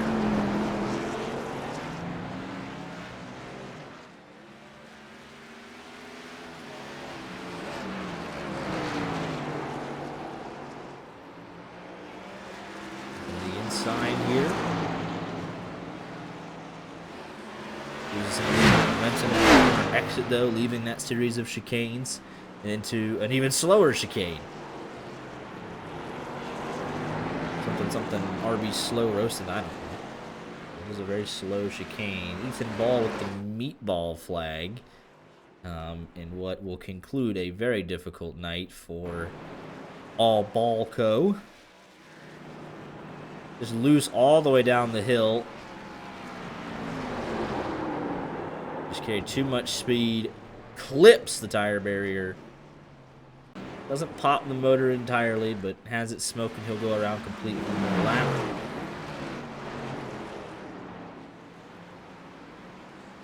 But nobody behind him is challenging for a position, so he can really just park it. Claim his top 20 and be done with it. Moynihan dropped off here on this last lap. Now 2 seconds back of race leader Joseph Madigan.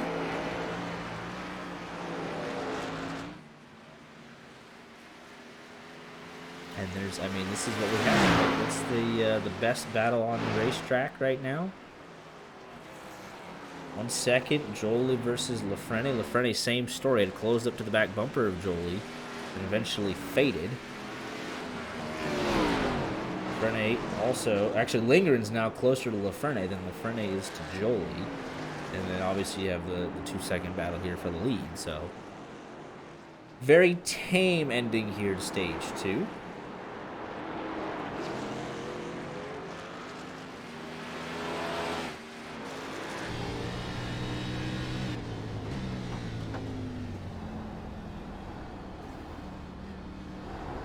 I just heard an engine pop. Yeah, I think it was Ethan Ball. Okay. Finally Oh wait, hold on. Is that someone on track? Should have been the 96. Okay, yeah, it is. He's still on track though. Oh jeez. Oh, he jumped pit road. He just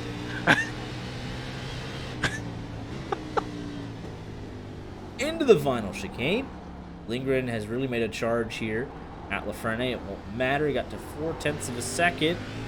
Very close. 0.3. Oh, he's moving. But Madigan coming across the line. Yellow is out.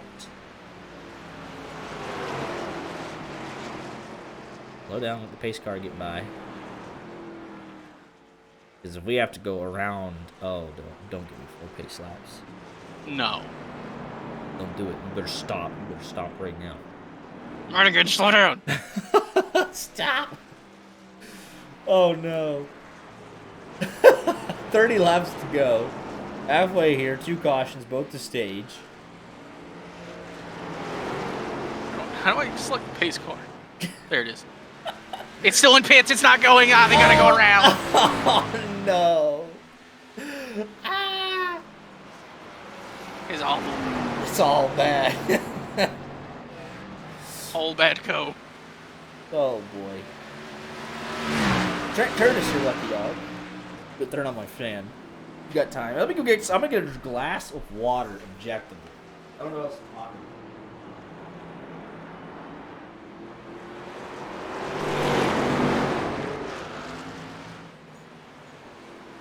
Have to assume the viewing is, great for the guys watching along.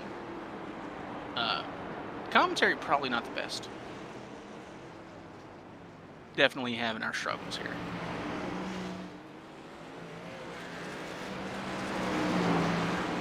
I will say, as much as I dislike the track, I am pleased with NASCAR for at least trying.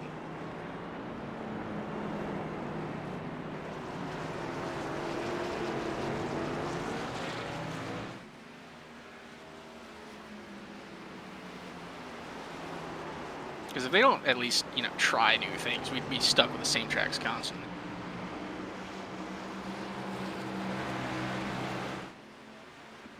Do this track with 60 Mazdas?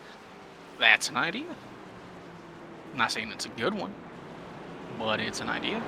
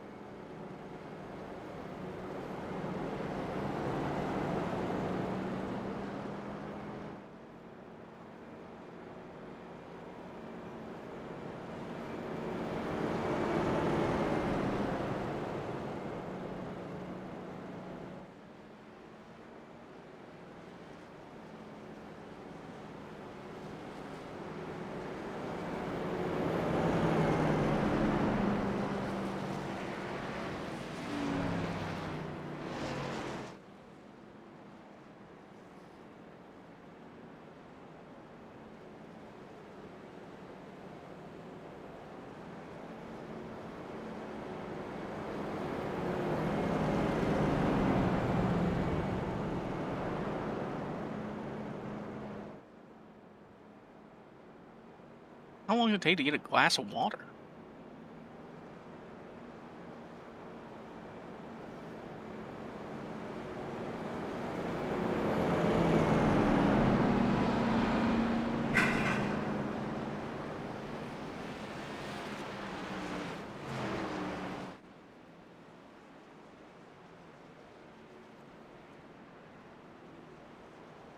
Four AM and these guys. Yeah, buddy. We still got 30 laps to go.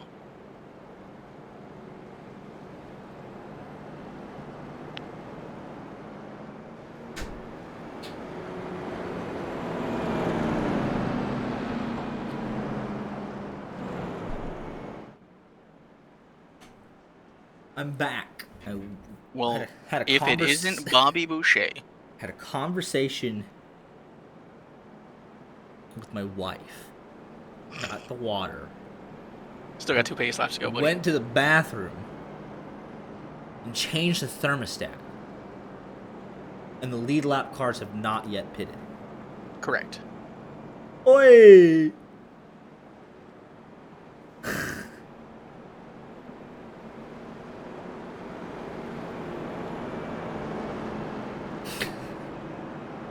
I mean, listen, we're following the NASCAR calendar.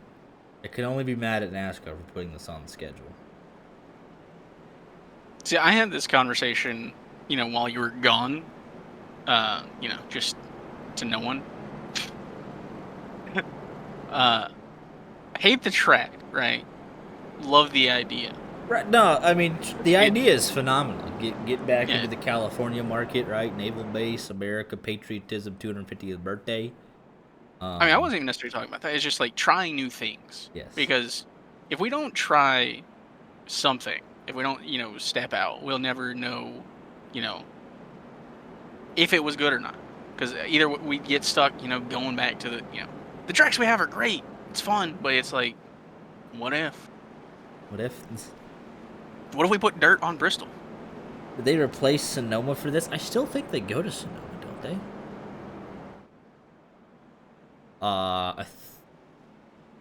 Let me go. I mean, I have all the time in the world to go look at this.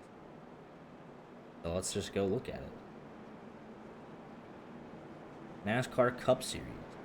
Yeah, like it's literally next weekend. ain't it? Are we going back to back?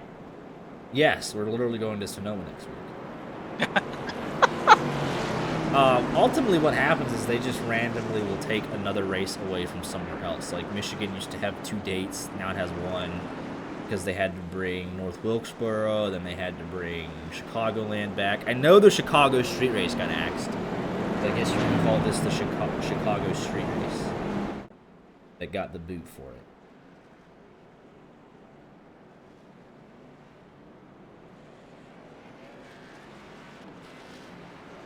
Everybody's in. Hincott and Henderson will take a wave. However, they need fuel, as does everybody else, but they'll just be off sequence with everybody.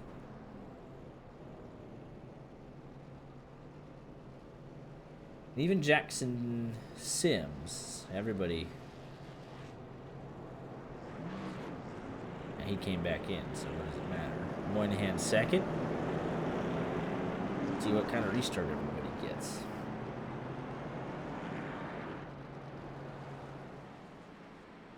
Michigan, wait, did Michigan actually lose its second date? I know I said that. But was that truthfully the case? I know they used to always have 2, like, they had, like, the start of summer and they had the August one. It was kind of like poking. I don't see them going to August. Or I don't see them going back to Michigan. Because Like, I brought up actually, this- that actually wasn't good. They had a good race. Yeah, like, they went there, June 7th, and then, I don't see them going back. Yeah, that's it. Ah! You know what race could get axed? What's that? Phoenix. I hate the track. It's awful and disgusting. You know what's No one wants going to to hear get about the axe is Dover. I don't agree with that though, because it's concrete. Like they should not get rid of it, but they booted it to the All-Star race during the day, giving it a terrible format. Why would they get Dover? Is such a good track.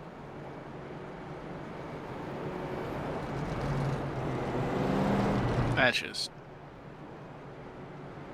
Did they get rid of like the second Darlington date? They should Probably not. have. No, I'm not saying they do. I'm just saying, do they? No, they should not. Absolutely. You know what they could get rid of? What's that? The second, both Phoenixes, but specifically also getting rid of like the second Phoenix, They got to get rid of one and Phoenix then also race. Echo Park. No, what? No, you keep 2 Atlanta. No, Yeah, you do. it's bad enough to have multiple like Listen, if you're gonna do speedways it, in you got Daytona and Talladega, Yeah. but like Atlanta's not good enough. I mean, no, Atlanta's been really good. New Atlanta's really good. Like, honestly, the experiment worked. Okay? Yeah. You should have done it to Texas, but the experiment worked. You keep 2 races. Darlington I can don't keep know. 2. Here's a controversial one, right? Bristol and Richmond do not deserve 2 dates until they figure out the short track package with the next gen car. That I can agree with. Even Martinsville, like they've already gone from 500 to 400. Like they chopped off 100 miles. Um, so Kansas is pretty good racing, but they also Kansas have is 2 always dates. pretty good racing. But again, like if There we're is looking a at stream. We're taking coming away, back to this again tomorrow night. Whee! yeah, we got the trucks. Truck. Truck, yeah. It's 50 laps. Huh. You think we can talk them down? Cut in half. Stage lap 12 and lap 24. It has multiple thumbs downs for attending, as did this one, because obviously you had to buy the track to even be here. You know what I mean?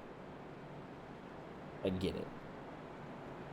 But Richmond doesn't deserve 2 races. I don't even think they have 2 races anymore. Honestly, all of the short tracks until they figure it out. They've killed the short tracks. Yeah, Richmond only has 1 day. That's fine. Bristol should just be... I spelled Bristol wrong. And they can just kill Phoenix altogether. Bristol has 2. It should just be the night race in the fall. It used to be set like the Food City 500. It used to be just as good as the night race. Like, they killed Bristol. Martinsville gets 2. Martinsville does not need 2 until they fix it. It's not Martinsville's fault. It used to be really fun, but Phoenix does not need 2. Phoenix doesn't need 1. I'm not gonna get over that. I'm gonna keep saying it. It's a terrible, awful, disgusting track. Did you like old Phoenix or new Phoenix? I prefer old. Yeah. So I'll say this much: if you're gonna keep 2 Bristol dates, one of them has to be the dirt race. Because that wasn't even a bad idea. Let's be honest. I'll give them their props for that. So. I was personally a fan of dirt racing. Yes.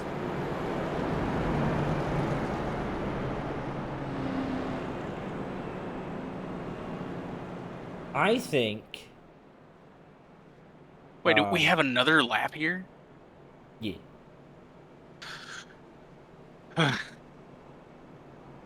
Yeah.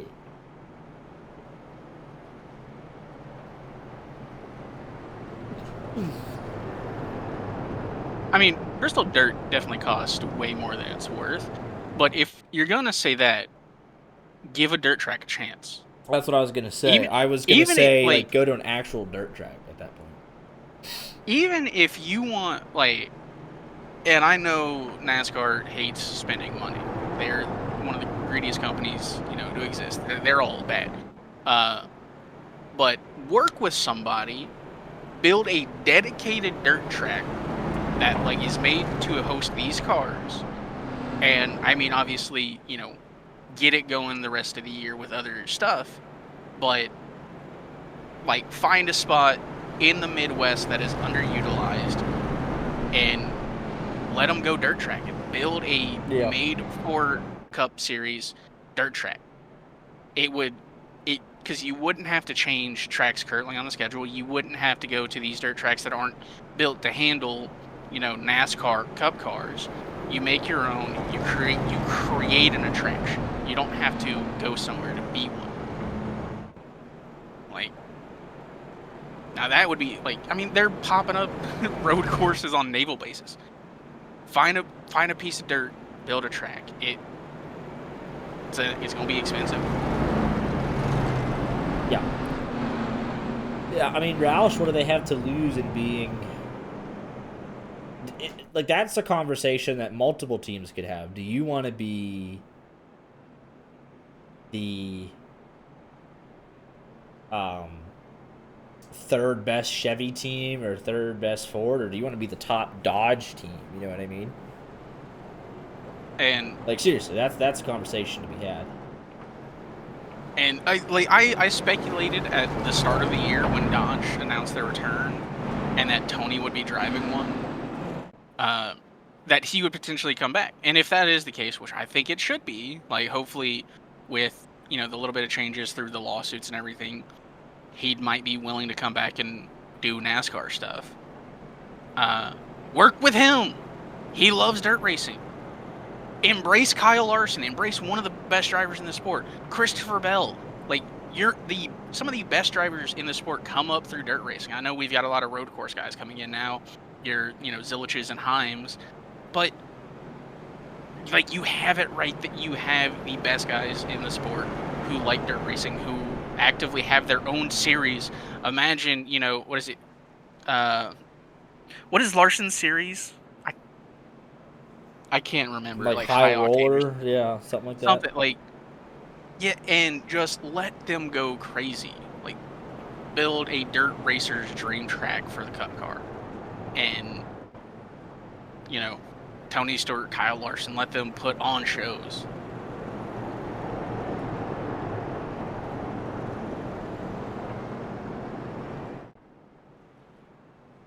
Yeah. NASCAR need to hire me to be their idea guy. High limit racing, that is high. I knew it was high something. Like, man said high roller, I said high octane. It was high limit racing. Yeah, close. Like, get Kyle Larson involved. Get Tony Stewart involved. We're still pacing. I know. Like they talked about getting back to the root of NASCAR, like the root of the sport. I know they were out running bootleg cars. They weren't running it on asphalt all the time. You think Daytona was built like that? They're running on beaches. Let's go back to that. Actually, that's what I want to see. Put the next shed in the sand and just watch it get stuck. That would be good. Black Ranger said, "Heck, take it back to the beach." Like, yeah, like here we go. Please let this be the final restart of the night. Please have mercy. Pace car.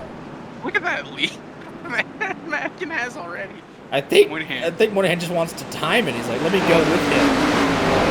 And honestly, it worked out for him. He's going to be comfortably P2 here, and then he could set off after him this whole time. Nobody hit the wall, please. Jeremy Brown explicitly did not listen to what I said. Oh my god. He tried.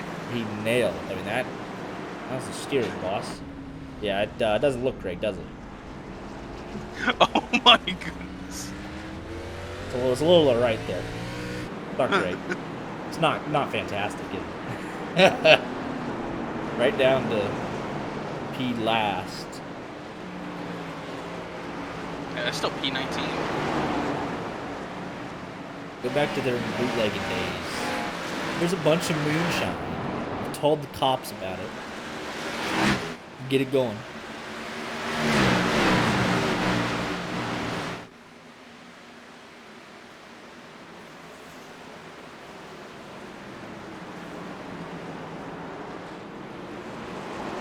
What's funny is, honestly, this won't feel like it'll end a tad bit later than what we normally do, but like not by that much. We are just kind of overselling a little bit, but the problem is that everyone gets spread out so quick as well.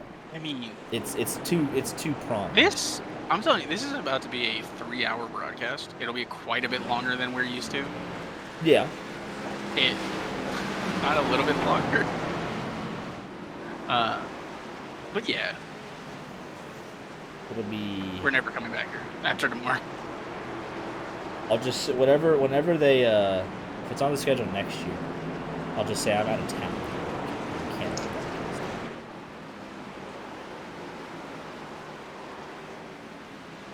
Aaron Mack, after a 14.5-minute excursion to pit road, has come back out in an effort to maintain his P18. Nobody behind him was running, might I add you. This was all for the love of the game.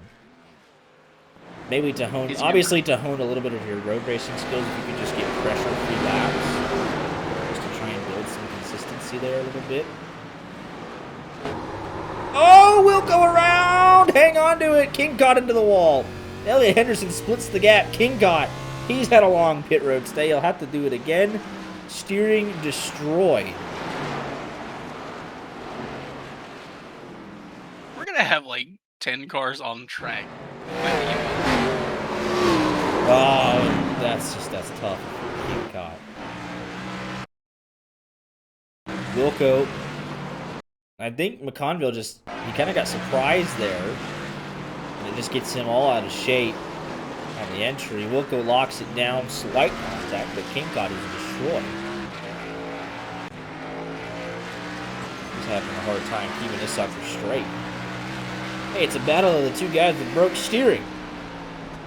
We'll see how this goes.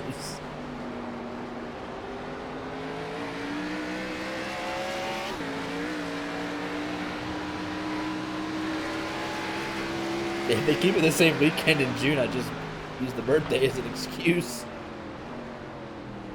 I'll use my birthday as an excuse. King caught deep. Brown takes the position. King Cott's way worse off than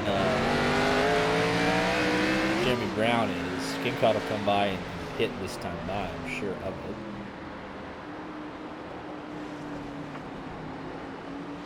Oh. And just because I want to feel like a special little guy, another YJ fun fact, right? The next milestone for the YJ guys, I am the next 30-year-old.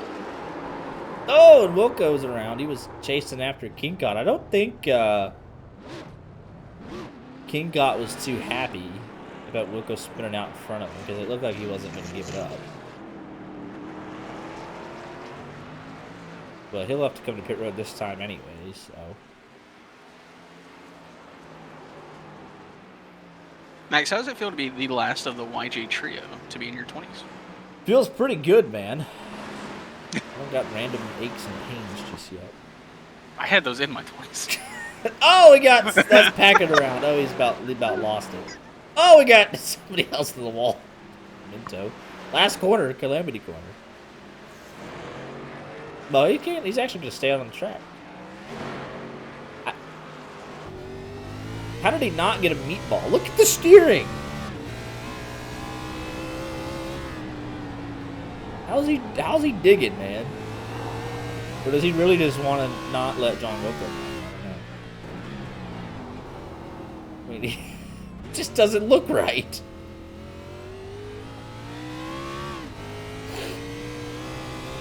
Yeah, for the YJ retirement home was the thing. That means we all get to go to dip, right? Just me. You're still young. You can handle Corbin.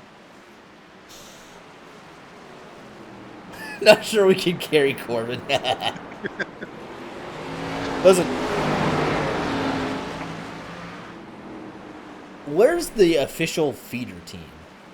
And don't say the alts, because I don't want this personality. Like, we gotta have the true YJ B team. And Corbin can be in charge of the B team. There's no YJ A team anymore. How about you hush up with that? I'm trying to do. We got a good battle here. Objectively, there is a good battle taking place right now. Jolie, Sims, Bo Ruff, all over each other.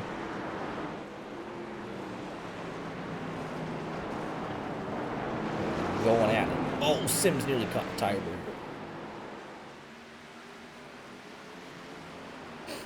The homies really said we're gonna have the biggest. I'm curious. This is back at it. I am curious. So, I mean, we made up 5 seconds in less than a lap. The homies really said we're gonna build the biggest regular season team of all time, choke both times in the playoffs, and then quit. Okay, see.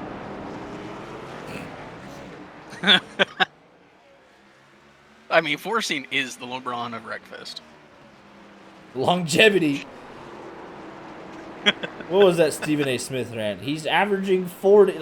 And he's 38 years old or so. I don't know. Wilco gets by unopposed.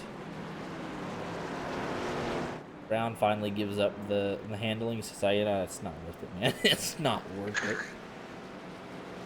Oh, and King Cott. I think that's, honestly, he's probably like, hey, all right, fine, you passed, but I'm not happy. I'll finally give it up. The broke steering gang comes to pit road. Good battle still to be determined here. Gavin Fitzgerald trying to hold position here from Lindgren, who had gotten around Walker Thomas just a couple of laps ago.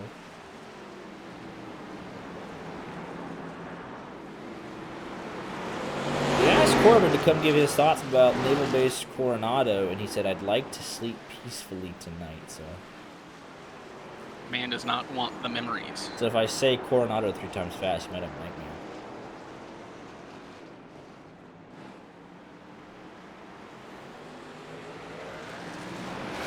Jeremy Brown, that was a fuel-only stop, and it looks like this is going to be the required repairs, obviously, for Incott. Wouldn't be the first time we've asked Corbin to, help out YJ and he denies us. Shocker. Not a team player.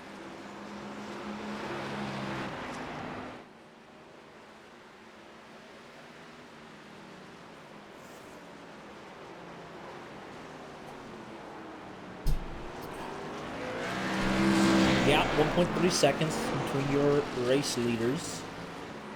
Fuel window open in about 5 laps. At least to confidently make it to the end. 22 laps to go. Take a look here at your lap leaders. Domination.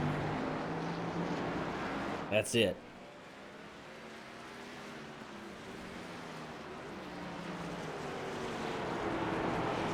Five-lap average.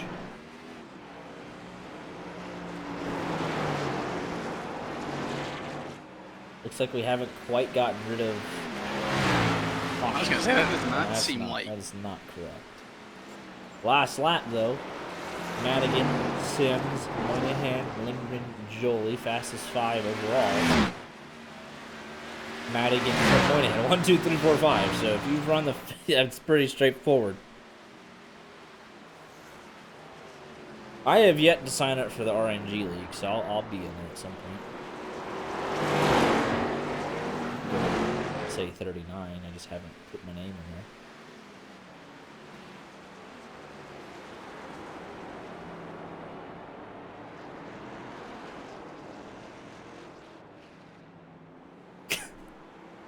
The way you advertise our streams are TRL.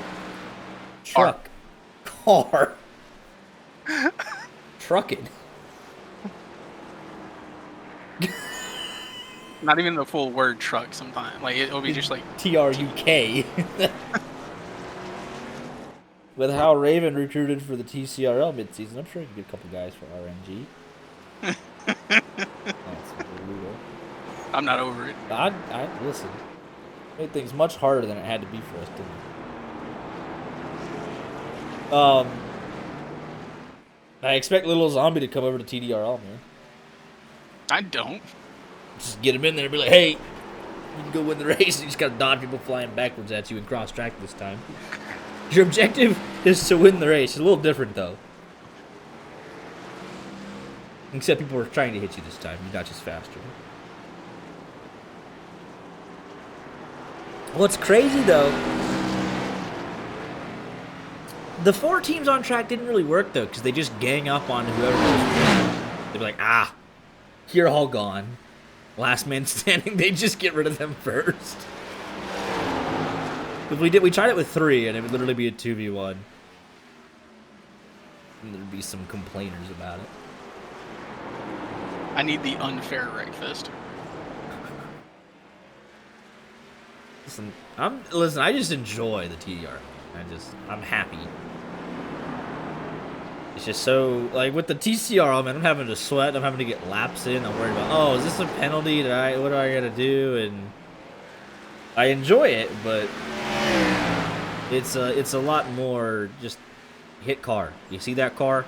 Hit them. Spin them out. Like right now, if this was TDRL, they're side by side, all you gotta do is you got a right-hander coming up, I'm pretty sure. You just send him firewall deep. You just line him up, 90-degree corner.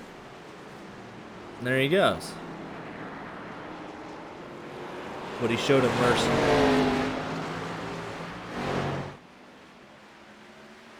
Fair enough.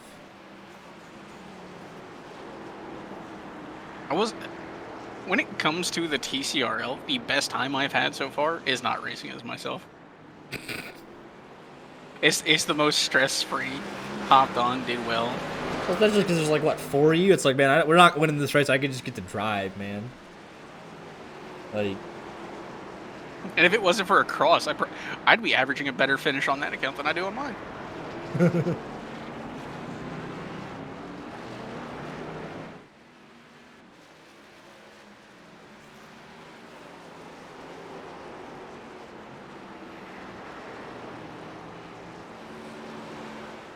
I really need Moynihan to pick it up. He was right there. He was 5/10, a half a second. yeah.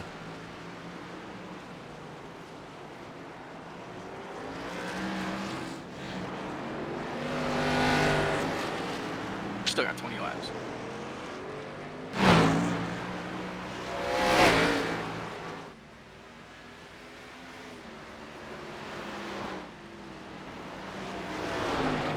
Dude, This one, me and Art were practicing a lot last week. Objectively, that was a lot of practice for us. that was the most practice I've put into Wreckfest since WRL Season 2, Season 3 off season. Like, it was the most important week. I had to be like. What's funny is I put in all that practice to be fast. I didn't do well. I absolutely hated one race that was slightly above average. The only 3 were straight trash.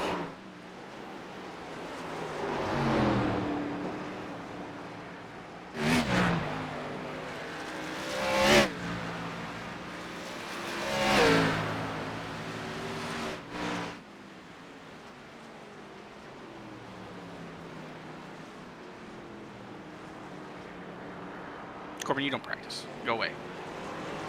You're not going to get in here and provide fun facts about your old base. What's the nightlife like in Coronado, Corbin?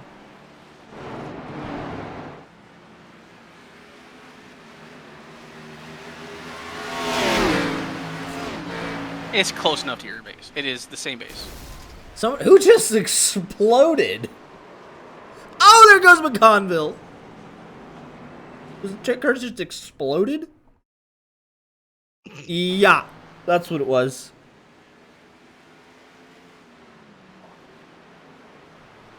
Oh, he just... Oh, man. There it goes. And then McConville mere seconds later. Speaking of that, Second. I mean, just look at the bumps. Just little...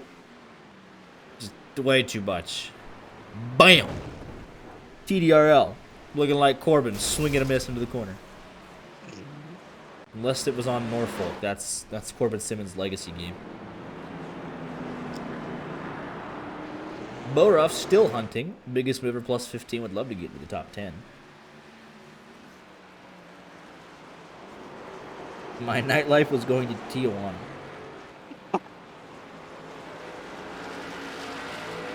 See, all these stories that Corbin could just pop in and provide for us, and it's just like, no.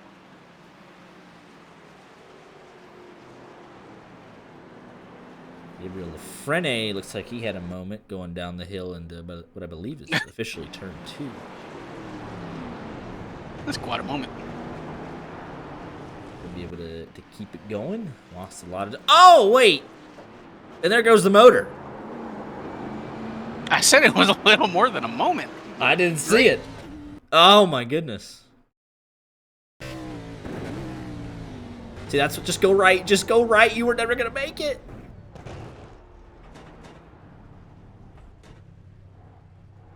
See, like, it's fine. Oh, it never was fine. Oh, at no point was it fine.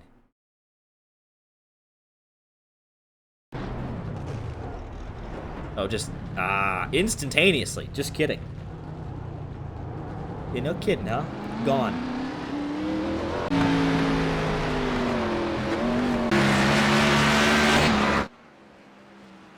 And now gap up to 3.7 out in front. Madigan looking for the perfect weekend. Algeria versus Jordan in 30 minutes. How about I'll that? be there. Cinema, right? I mean, that's just, you can't miss that. I mean, how many times this I mean, the game. Listen. The games today just saying Argentina, France, Norway, Senegal 3-2. Oof. Start talking football. How about that?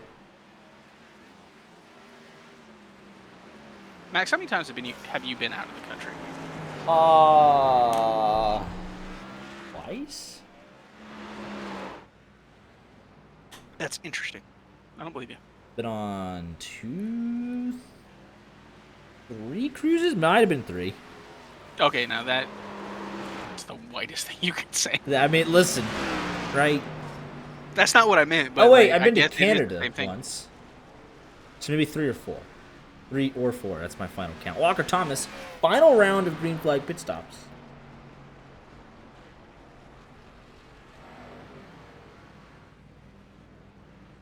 I can say I have been out of the country more than you, but that's just because I lived in California, and I am Mexican.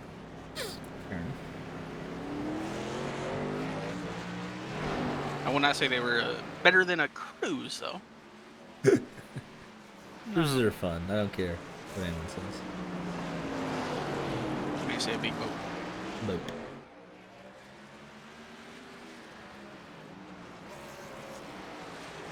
Right front damage there for the 67 machine. 57 seconds off the race lead.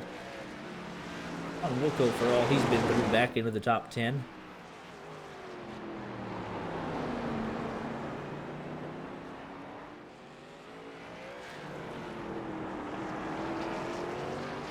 So We're almost at a stage distance.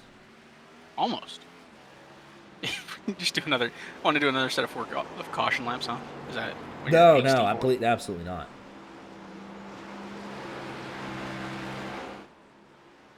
Yeah, the stage 2 caution ran a little bit longer than stage 1 and then the race progress, but we're getting there. Do you think Team USA has what it takes to win the soccer Super Bowl?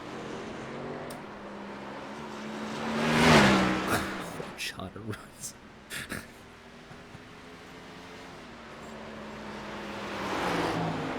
Oh, and Mike McConville. What is it with this corner, man?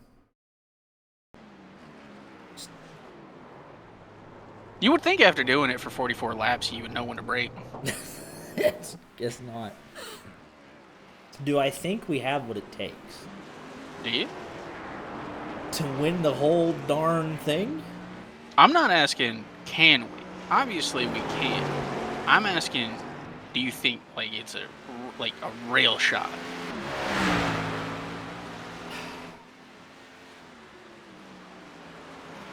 No, and this is somebody that like thoroughly enjoys the game Wrong. of. All right, listen, you didn't even let me explain, right? Because arguably, right? Listen, how good is Paraguay and Australia? Honestly, how good are they? It's right. It's not Tunisia. It's not. I can't say Cape Verde because they actually got hands, right? It's not. What is it? Who's in Haiti? They're 0-2. It's not. I mean, heck, Turkey's the worst team in our group, anyways. They're 0-2.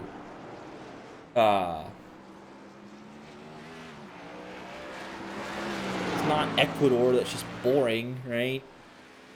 It's Paraguay and it's Australia. Good wins, because we scored multiple goals, kept the clean sheet, dominated Paraguay for what it's worth, right? Dominated that game, right?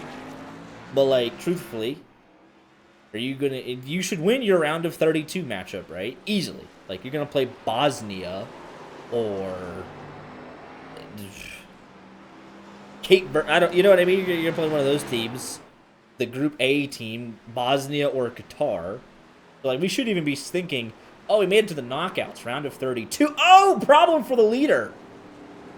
We'll get the slowdown. Man was too invested in the football talk. Only mistake all day, right there. Ooh, both helmet and one hand hit the wall there. So, like, it's just like highest average ranking, but you cannot tell me that Paraguay and Australia are good. Like, okay, cool. But like, if you play Argentina, if you play France, if you play Germany, if you play Spain, you know how we out-athlete them in basketball and anything else? They're more technical than us. They will just break you down. Like, I would even argue, at this point, right, you've gotten off to a hot start. Keep the momentum, wax whoever you play in the round of 32.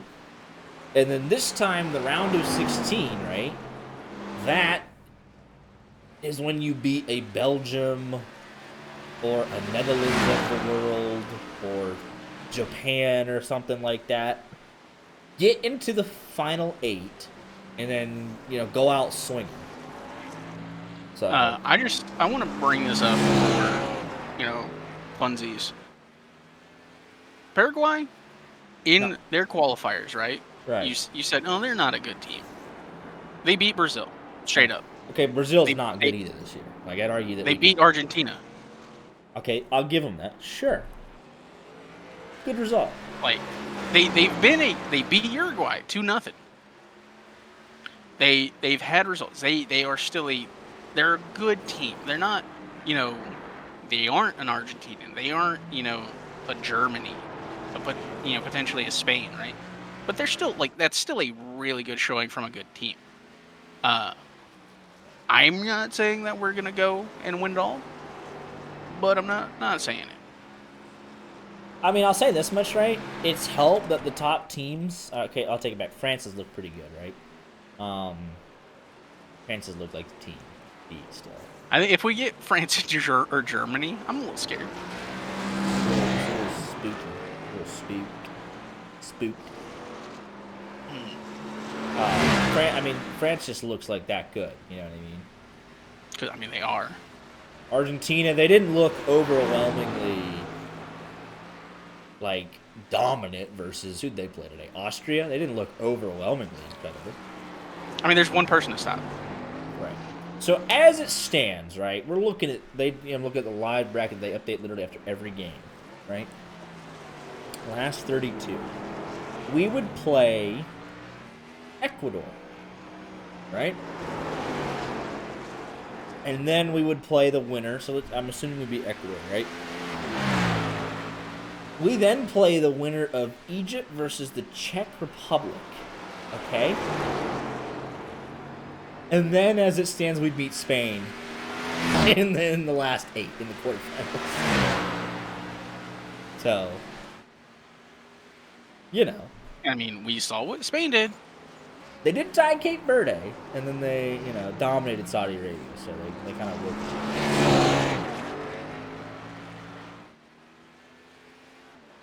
So who knows? But, put the mortgage on it. No, we're not beating Spain or France or Germany. You gotta win it. Game. Belgium, Netherlands, Japan. Probably you should, take that next step, make people believe a little bit. Beat Norway, you know what I mean? Something like that. Beat a Morocco or something to prove that you're about to take that next step. You know what I don't like, though?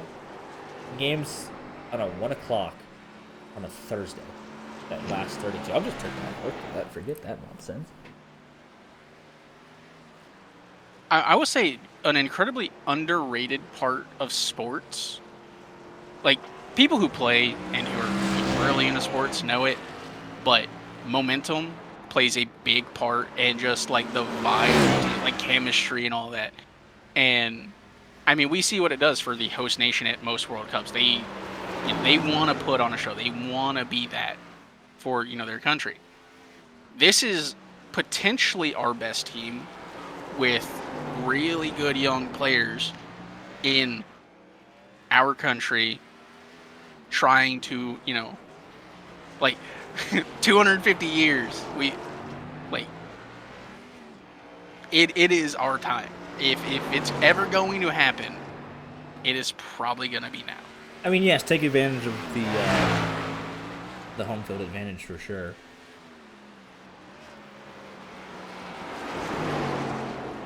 Yeah, if we get like in Philadelphia on the 4th of July, but in that potential England matchup, England versus USA on the 4th of July in Philly we would beat them so badly. What's funny is I see all these tweets about it, and it's like, hey, we don't even need to try and do these random chants. Just go college football. Just yell and be loud. You know what I mean? Hit the Mo Bamba, hit the whatever, jump around, whatever Wisconsin does. Hit the Enter Sandman, right? Just be loud. That's all you gotta do. Like I saw a lot of like we need to start sending like college marching bands, get the FSU war chant out there, Like that, like the Mo Bamba clip that pops up every August because they're excited about college football. Like, just yell it loud. You're telling me the Ecuadorian goalkeeper is ready for that? Nah, he's not. I mean, He's not. I promise he's not. I know in some places they go real hard with soccer, but I don't know if they're prepared for that. They really should have sent these teams to SEC schools. Could you imagine some South American teams trying to play in Tuscaloosa? Oh, jeez. They would actually then need a hydration break. I'll give them that. And then you need it for real. 109. Make a play in Tallahassee. Tallahassee in July. Corbin Schilling for Taylor Twellman. Okay. At this Also, by the way, like, this is not our normal broadcasting. The closest car to one another for position is 3 seconds away. and it's Sims versus Wilco. What am I meant to look at here? So, like, so if somebody could explain to me how how you feel this, I'd love to know.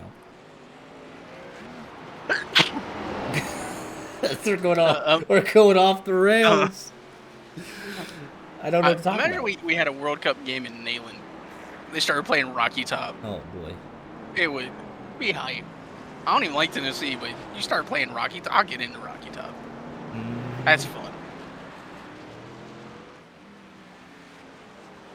A couple guys have set 2:12 lap times. They are coincidentally the top 3.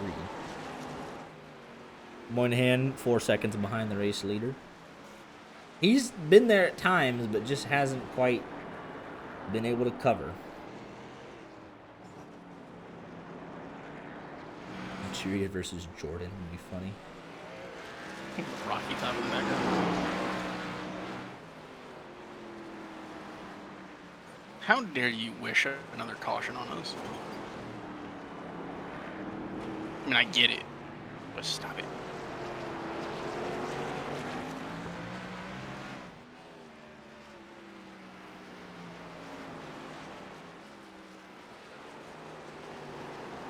Like, Norway's on the rise. It's fun.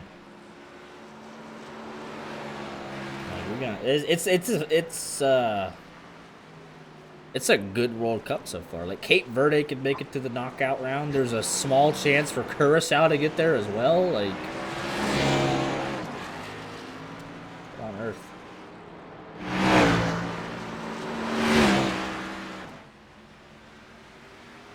Also, Iran. I mean, Yeah, you don't want my thoughts on that. I mean, it's still like fun, right? Especially for. I mean, we have a World Cup group led by Egypt. I know that Mo Salah is great, but it's a World Cup group with Belgium.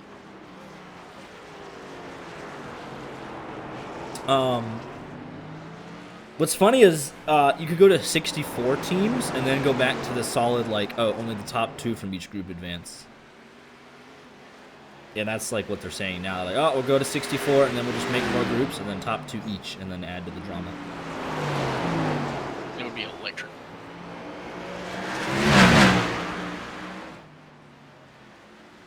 Now, but 48's been a banger. I don't care what anyone says. You get these random games and they're all been pretty darn good. Jackson, something has happened. Jackson Sims.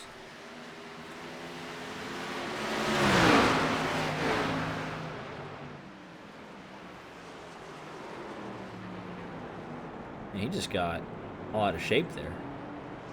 Looks like more wheel issues or something. He had to come to another stop. So.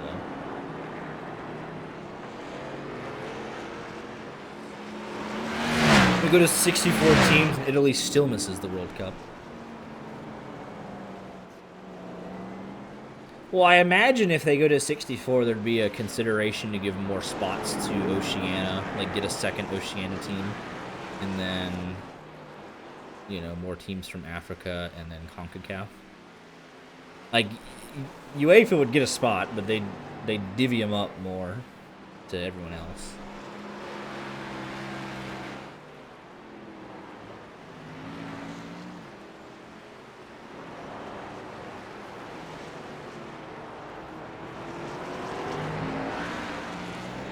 When are we going to see San Marino in a World Cup?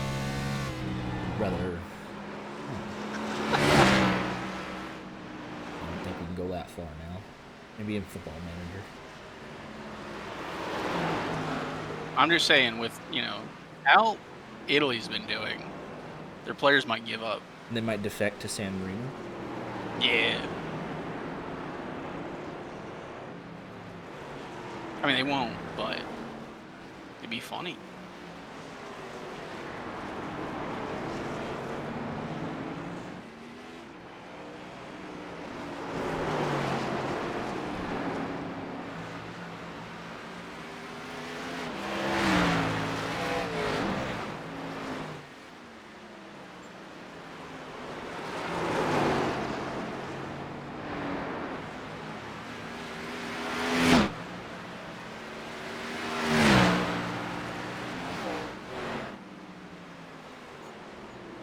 Madigan, I imagine, wants to run this as long as possible.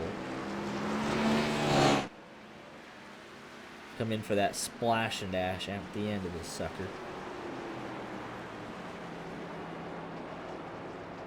I like how this is the most interactive Corbin's ever been with a stream of ours, and it's talking World Cup. I'm just kind of bummed that there wasn't a single American team on this coast. Yeah, that is kind of wild. Like, listen, Not that we could- listen, I'm all for minimizing their travel and getting every possible home field advantage you can get, right? But, like, man, it's like any chance of wanting to go and see them is like instantly like thousands and thousands and thousands of dollars. Like, even like if they're on the East Coast, sure, like the ticket's probably $1,000 by itself, but at least you could make the argument, oh, I'm just gonna drive. Oh, wait a minute, what is this? Oh! What on earth? Hello? I mean, Madigan is fine, but that was almost tragic. I did not foresee this on my bingo card. He goes to let him... What? He, like, pulls way off to the side, and I guess Madigan assumes he's gonna go away? Like, just get out of the way? That does not happen. What on earth happened there? And, I mean, just... that one tire barrier sitting right there disconnected from everything else. Oh. Like, him being able to slip on through there, wow. Could you imagine if that's the way that it ends? Moynihan in, so that's of our leaders, and even he's got some damage at this point. Why is it bad for the U.S. being on the West Coast, Corbin? Why is it the worst possible draw?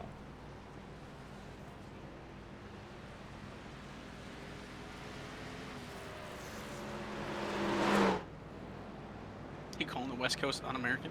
Hmm.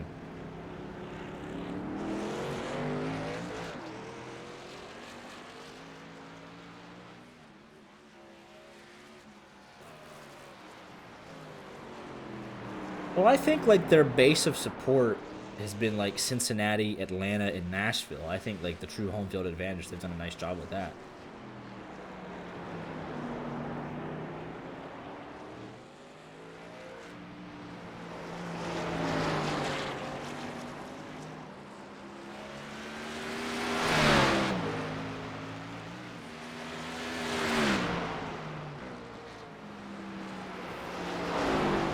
I mean, imagine if, like, we had, you know, the games over here.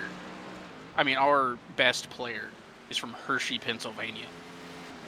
Like, imagine that kind of thing. Yeah. Like, Starboy,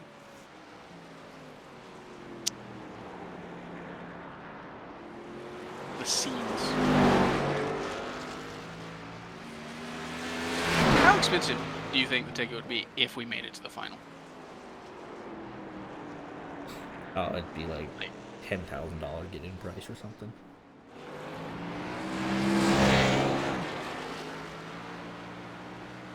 and I don't think we'd lose at that point. I'll be honest, if they somehow get to the final, they don't lose. Because they could be just pure chaos for them. Like the war every time they'd have the ball.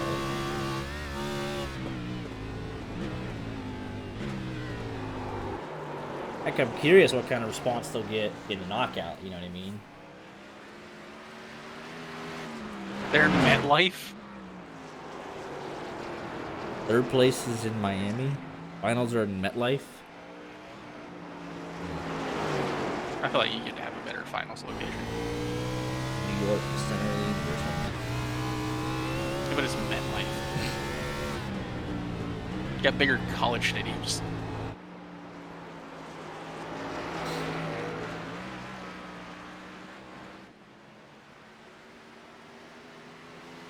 Send them to DKR. Send them to Atlanta. Yeah. Oh, Madigan! Oh, brother! What are we doing here? We're forcing the issue. And it's like, oh, we're 10 to go. I'm cruising. Just Run into Henderson and then nearly been it in the wall. He's not focused.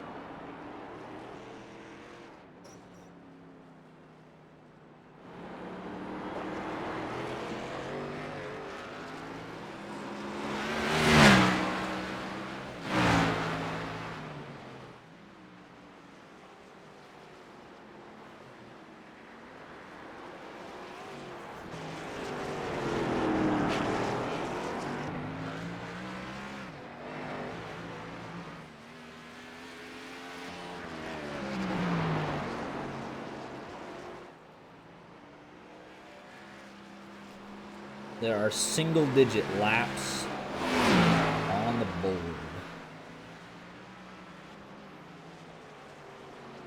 Are you sure? Yes.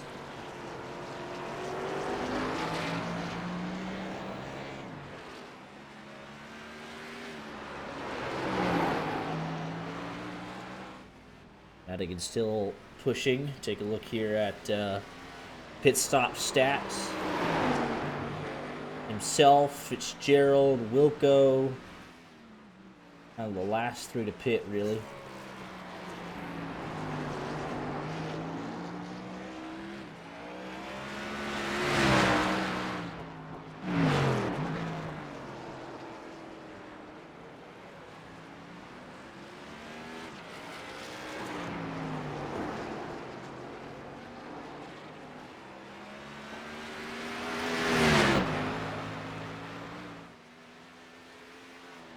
Skull has left us at 5 a.m. Couldn't make it the final 8 laps. Hate to see it. Actually, kind of. We're right here. Yeah, I mean, you're right. You might as well stick through the end. Who knows? I mean, Madigan's pushed. He about binned it. Almost got wrecked.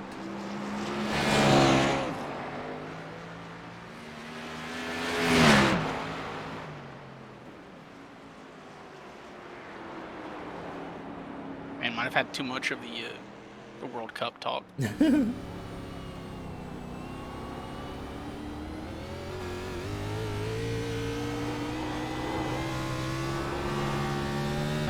loose. You're sitting there on board with him. Difficult day today. Need to sleep. Well, good thing it's 5 a.m. That's when you. See, it's a new day now, so grow up.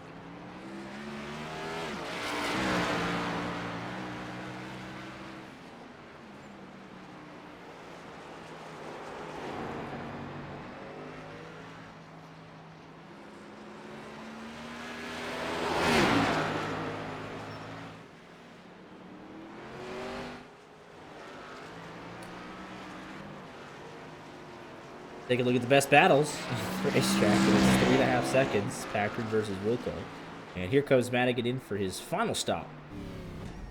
Race leader is in. Pushed it right about his maximum. 21, 22 laps. 35 miles an hour all the way down.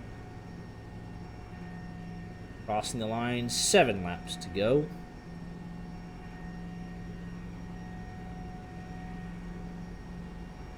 Pit box number 1 for your pole sitter.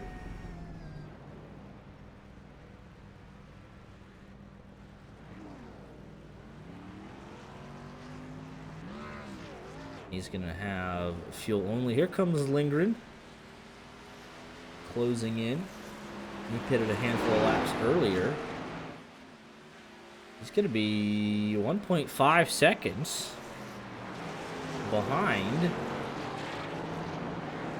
the race leader.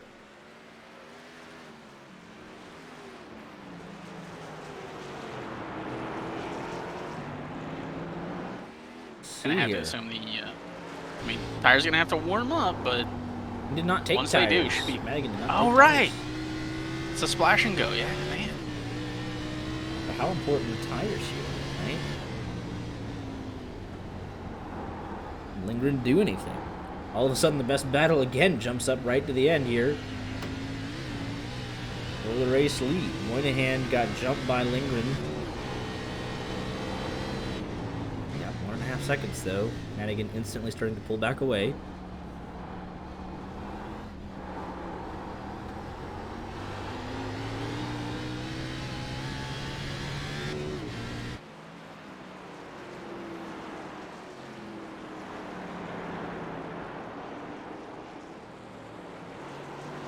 And it had to be fuel only. Had he taken tires, right? Had he been in pit road another 7 seconds, he loses this race. So he stuck with his strategy. He did not want to respond when Lindgren, Moynihan, and Thomas and everybody else came into pit road. It so far doesn't seem to be under a whole lot of concern. The gap has remained stable. Even increased by a tenth or two since he came out of pit road.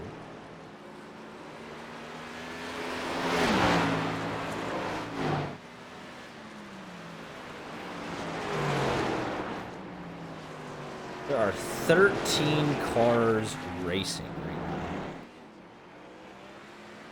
It is a record low for our time here. Coronado 1 and SRL 0. Not that it's been a bad race. I mean, we've had some good moves and your typical road course shenanigans, but it's been just gets spread out, and there's less people. You have to buy the track to race. So Honestly, surprised we got 28, 28, almost 29. yeah. What's funny is it looks like Wishin bought the track, loaded in, and then just It was like didn't participate. I'm over it. So honestly, very funny there because again, you had to buy the track this week. It's not one that you've been sitting on. Right. It's,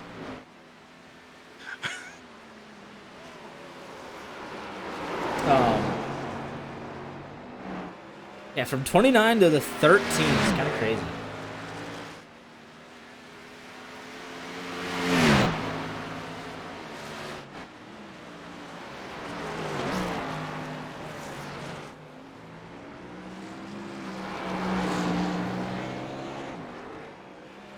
I think your pick to win's gonna do it.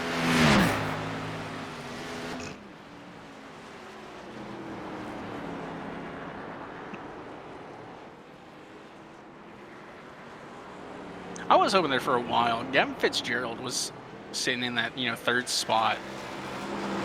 I think that would be a new interview for us. He's maybe gotten in here a couple times. Once or twice.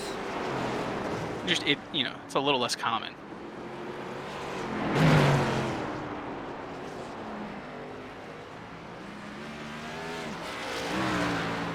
Honestly, it'd be nice to see Moynihan back in here. As long as he can hold out, he's got. I believe that's 15 seconds to 16 and a half seconds. Coming to 5 laps to go. Lead out now 2.7 seconds. So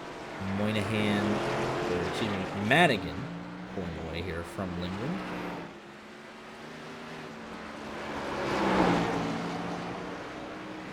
And the real winner is Richard Pruitt, who in his 2 laps got his last place points and said, all right, fellas.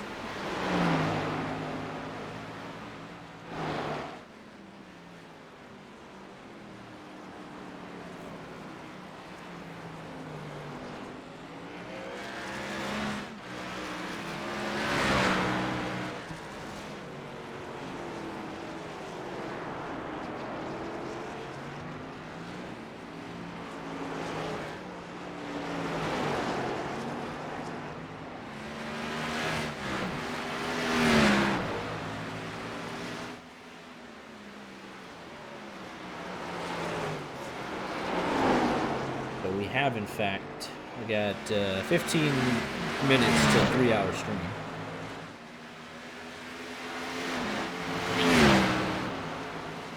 We should beat it on track, but it'll just see how long the interviews take. Yeah, the race itself looks to have been 2.5 hours. Qualifying and the introduction. So look how it's narrow here. Avoid the lap traffic.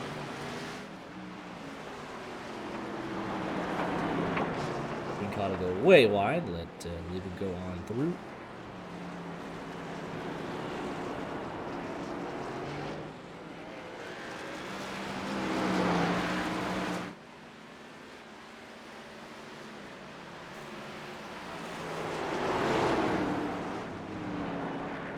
Comfortable though.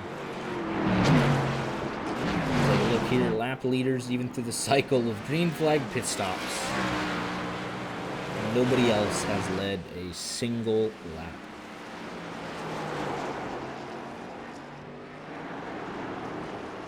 Wilco with his final stop. The splash and go. Looks like he'll go down to P9.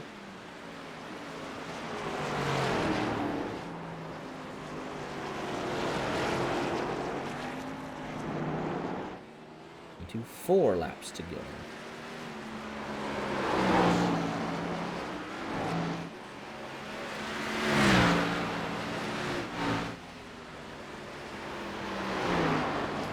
Cars on the lead lap.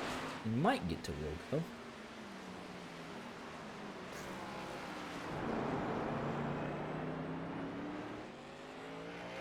But let's take a moment too to appreciate. They did a nice job with the scan of this track. I mean, they got all the bumps. They got, the background looks really. I mean, they did a very nice job with this racetrack. And how about this though? Gap to 1 second.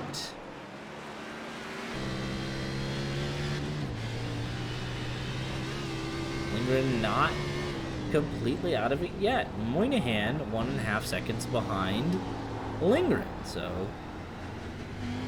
any bobble and it's all over for Madigan. The pole, the fastest lap, most laps led, but maybe not the race win if he has another misstep here.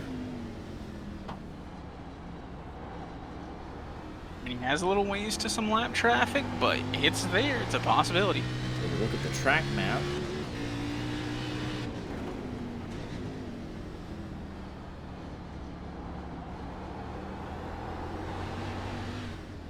Moynihan actually now closing in on Lindgren at 2nd right there.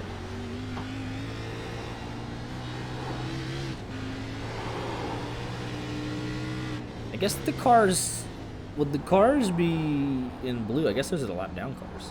Has to be. Interesting. So 9th place, John Wilco, not a lap down. But I'm assuming if he gets past, then he would be. In danger of going lap down.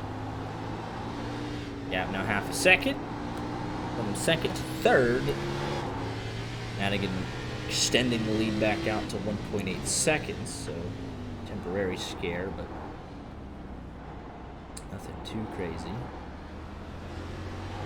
Moynihan slightly fresher tires. Well. Oh! Well. Huh. That's it. Thanks for coming out. What a way for that to happen. If you can get it to the line, you should at least do one more lap. Cross the line so you get the... Nah, he's not able to. Oh! 53 tires and that happened? Holy. He just drove into the pit entry. He had P2 easily on the cards. And he could have at least challenged for the win, because Madigan didn't take tires. Moynihan did. His tires with 5 laps fresher than Lindgren's. And that's a heartbreaker. From 2nd to 12th, and Aaron Mack's too far behind. So he'll go from 2nd. Looked like he was going to get it. He'll go from 2nd to 12th. Just like that. Him doing that extra lap really wouldn't have mattered. So he had 12th place. Once he hit the pit entry, it was 12th place locked in. 2 seconds from Lindgren to Madigan. Bit anti-climactic then, all things considered. 2 to go next time by. I imagine Wilco will be fairly respectful.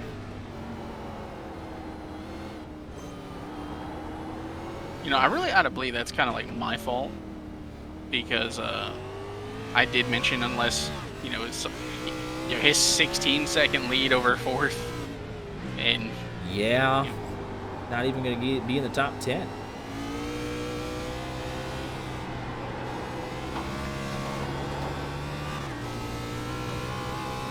That is a tough pill to swallow.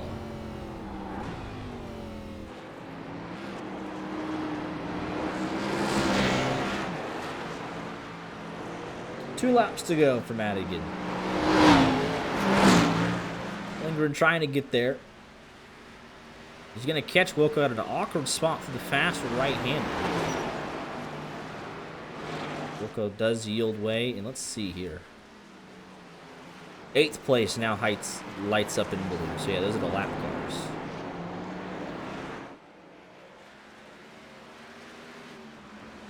But he's now got a lap car between himself.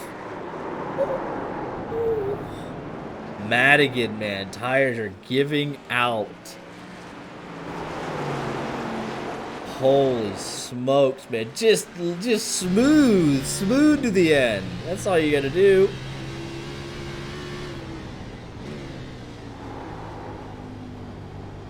Holy cow, he was sliding if he didn't catch it. Oh, if he didn't catch that.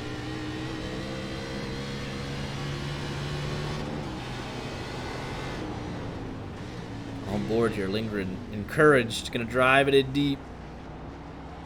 At least try to apply the pressure, show a dummy or something. Light up the rear tires. You got 1 lap left. You got 27 seconds. You could do a spin here. Yep, show to the inside. That's all you gotta do. Just show that pressure. He's making a couple mistakes. If you spin out, just get it going. You got 27 seconds. Just don't DNF yourself. Push, push, push. It's like from cars. I just want to give the race a little sizzle. Almost from Madigan. Because he's pulling away when he's not nearly spinning out and throwing the whole race down the drain. Right, he's pulling away on older tires than the guy behind him. Like he has what is it? He pitted at lap 30. Lindgren pitted at 45, 15 lap older tires, and he pulls away when he's not spinning out.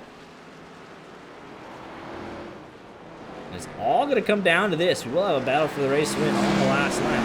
0.6 of a second. Gonna have to hustle this thing. White flag, race is official. There is a bit of lap traffic. Bo Ruff could potentially play a factor. And there's Aaron Mack just up ahead of that. Down to turn number 2. Only P7 lap traffic. Yep, 0.8 of a He's second. just getting out of the way. He's going to get out of the way. Let the leaders settle it amongst themselves. That should alleviate some of the pressure. Those tire marks are for Madigan last lap. He handles it this time. Whatever Lindgren has, he'll try and send it here. He's closing a little bit. 0.5 of a second. Heavy braking zone here. It's been under braking for Madigan more often than not when he has had his slight issues.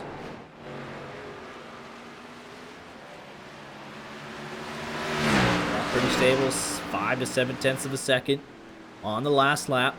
Heavy braking zone here. This has been a problem for most drivers right here. They both handle it very well for the final time tonight. They should not catch Aaron Mack. Unless he has a problem. So close for Zach Lindgren. Bouncing off the wall trying to get there. Yeah, I'm still at 0.6 of a second. I don't know if he's even close enough to make that Hail Mary move. I don't think there's really that true heavy braking zone, except for the last chicane. But even then, 0.5 of a second, you're just going to wreck the guy from there. I mean, a win's a win. Here we go.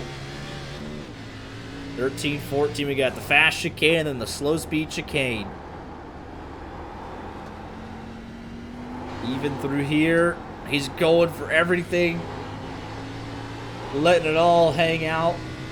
Loses a little bit of time on the exit into the final.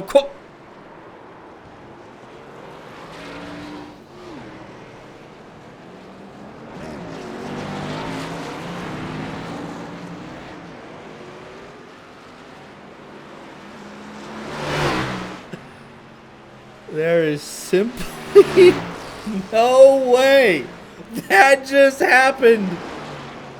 Zach Lindgren, your winner at Naval Base Coronado in the most stunning turn of events. After all of that, Joseph Madigan led 59.9 laps, comes home second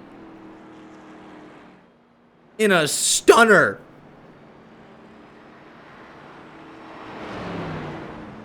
Unbelievable on how that one got away. Take another look. Through the fast chicane, he's up by 7/8 of a second. On board with him, they're scrapping away. He makes a big move to try and get to the inside, and it really, you can't even blame that on the lap traffic, truthfully. You really can't. He did not have to make that big send on Brock Packard. It would have been fine without it.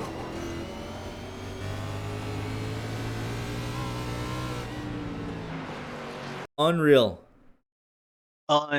Of course, we have an ad starting in 50 seconds. I can't stop it. But, like, he's sitting there. I mean, it's kind of awkward from Packard, right? It's kind of awkward. But look how far back Lindgren was at this point. You have to know the situation. He bounces off the barrier. I mean, Lindgren did literally nothing wrong. He's like, oh, he's spinning out. He bounces off the tire barrier. He's just going to slowly just come to the inside. Madigan's sliding back down the hill. But he was not a factor unless Lindgren wanted to wreck him. Right? He's pushing. He's loose on the entry here. Does not get a good of a run off the second to last corner. Sliding. I mean, look at this point. You do not have to sell it. You do not have to make the dive bomb. You're not going to get wrecked from behind. Like, Packard was showing you that he was getting out of the way. You just nice and easy. I can't understand that one.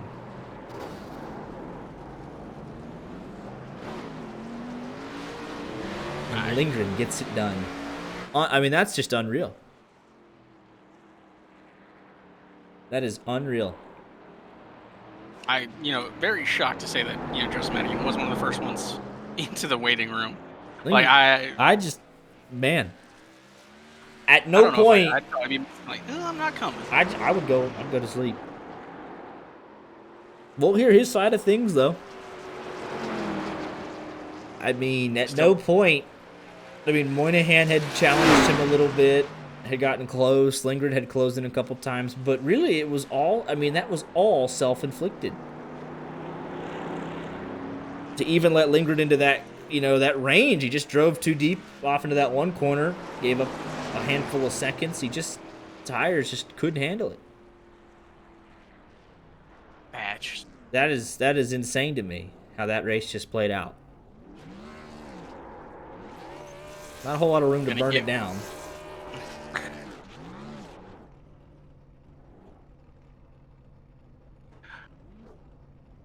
what a way to end the race. Yeah.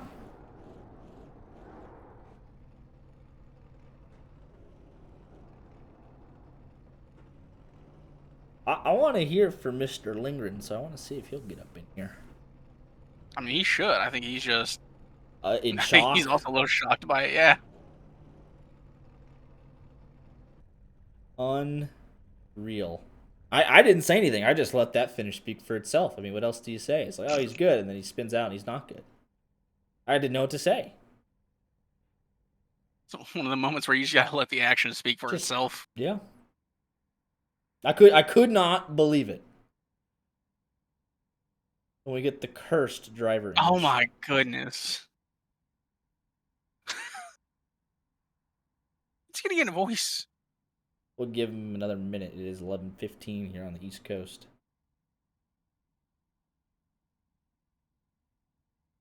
There he is. All right, ready. All right. Go ahead with it, champ. Here with your let me make sure everyone hears this. The race winner, that is actually what just happened. Zach Lindgren in the 85 machine. Zach, you led the last 300 yards of this race. What happened? What? Dude, I wish I could tell you. I have no clue. I didn't know if Madigan took tires or not on that last stop. When I took my pits and I took my stop, my goal was to try to like eliminate the pit time essentially. Like if he came out around me, that's fine. If he came out in front of me, that's fine. Just eliminate the pit time that it would take for him to get down pit road and come out. So yeah, when he did, the goal was just to stick with him. Honestly, try to apply a little bit of pressure. My tires were shot. I think just trying to make up that time. So my tires were shot. So the goal was to stick with him as best as possible. And he messed up, I think, with 2 to go going into 3, and it kind of brought me in, but I couldn't make up any ground. And again, the goal was just to stay as close as possible. I kept telling myself if I could throw it away, if I could throw it away last week, so it could happen again. So, that's not a diss on him. He ran one hell of a race. He should have been the outright winner, but man, I have no clue. I have really no clue what happened there coming into the carousel. Yeah, it's like you said, the Pocono race, right? I mean, that's another crazy way to end that one with yourself, and the redemption story just a week later. Pretty impressive. Yeah, oh man, this race took a lot out of me. Between the spin and the trip down pit road I had to take to not hit the barrels, and having to pass the field 3 or 4 different times, my chair not being center, moving all over the place the entire race. It was, oh man, I don't know, dude. Out of all races, Yeah. I have no clue. Yeah, the race itself took 2.5 hours. I mean, it's a long one for everybody, and to come out on top of that, gotta feel pretty good. So congratulations, and we'll let you get any shout outs in if you have any. Yeah, just a huge shout out to Elite Motorsports. They've been ragging on me a little bit. I've had a bit of a winless streak, and they kept telling me I'm on status. Hell, earlier during the race, I told them I'm going to retire just because I couldn't control the car. So, man, so a huge shout out to Elite Motorsports for always being behind me. I know some of us didn't have the greatest of races today, so just again a huge shout out to them for being behind me. NASCAR Diecast fans for being on the car. Use code DFans for free shipping at Circle B Diecasts. They are awesome. They've taken care of me a while. You guys up here on the booth doing what you do, dedicating your time, 2.5 hours on a road course is a long time. So I applaud you guys for sticking through it as well. The league admins for putting on this league. This is one of the leagues that we look forward to each and every week. Premier Racing Setups for giving me a good setup. It definitely took a while to get used to, but a huge shout out to them for giving me a fast car. That's all I got for right now, brother. Absolutely. Well, congratulations again, and then get to turn right again all next week to Sonoma. So we'll do it all. We'll do it all over again next week. Sounds good, buddy. Congratulations. Thank you. Who with the runner up, and it feels weird to say that Honestly, you led. I don't know how to to to do it. You led 59.9 laps, and I'll just ask, yeah, what happened? Unfortunately, in the final chicane tonight, Joseph.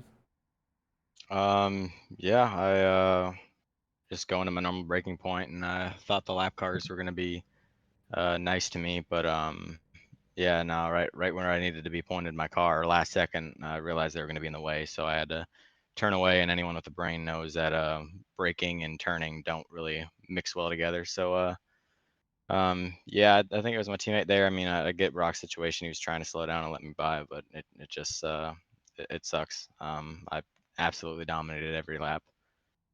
Um, and then I think I was trying to pass the lap car Henderson earlier, and he let me by and then clobbered me, so destroyed my car there.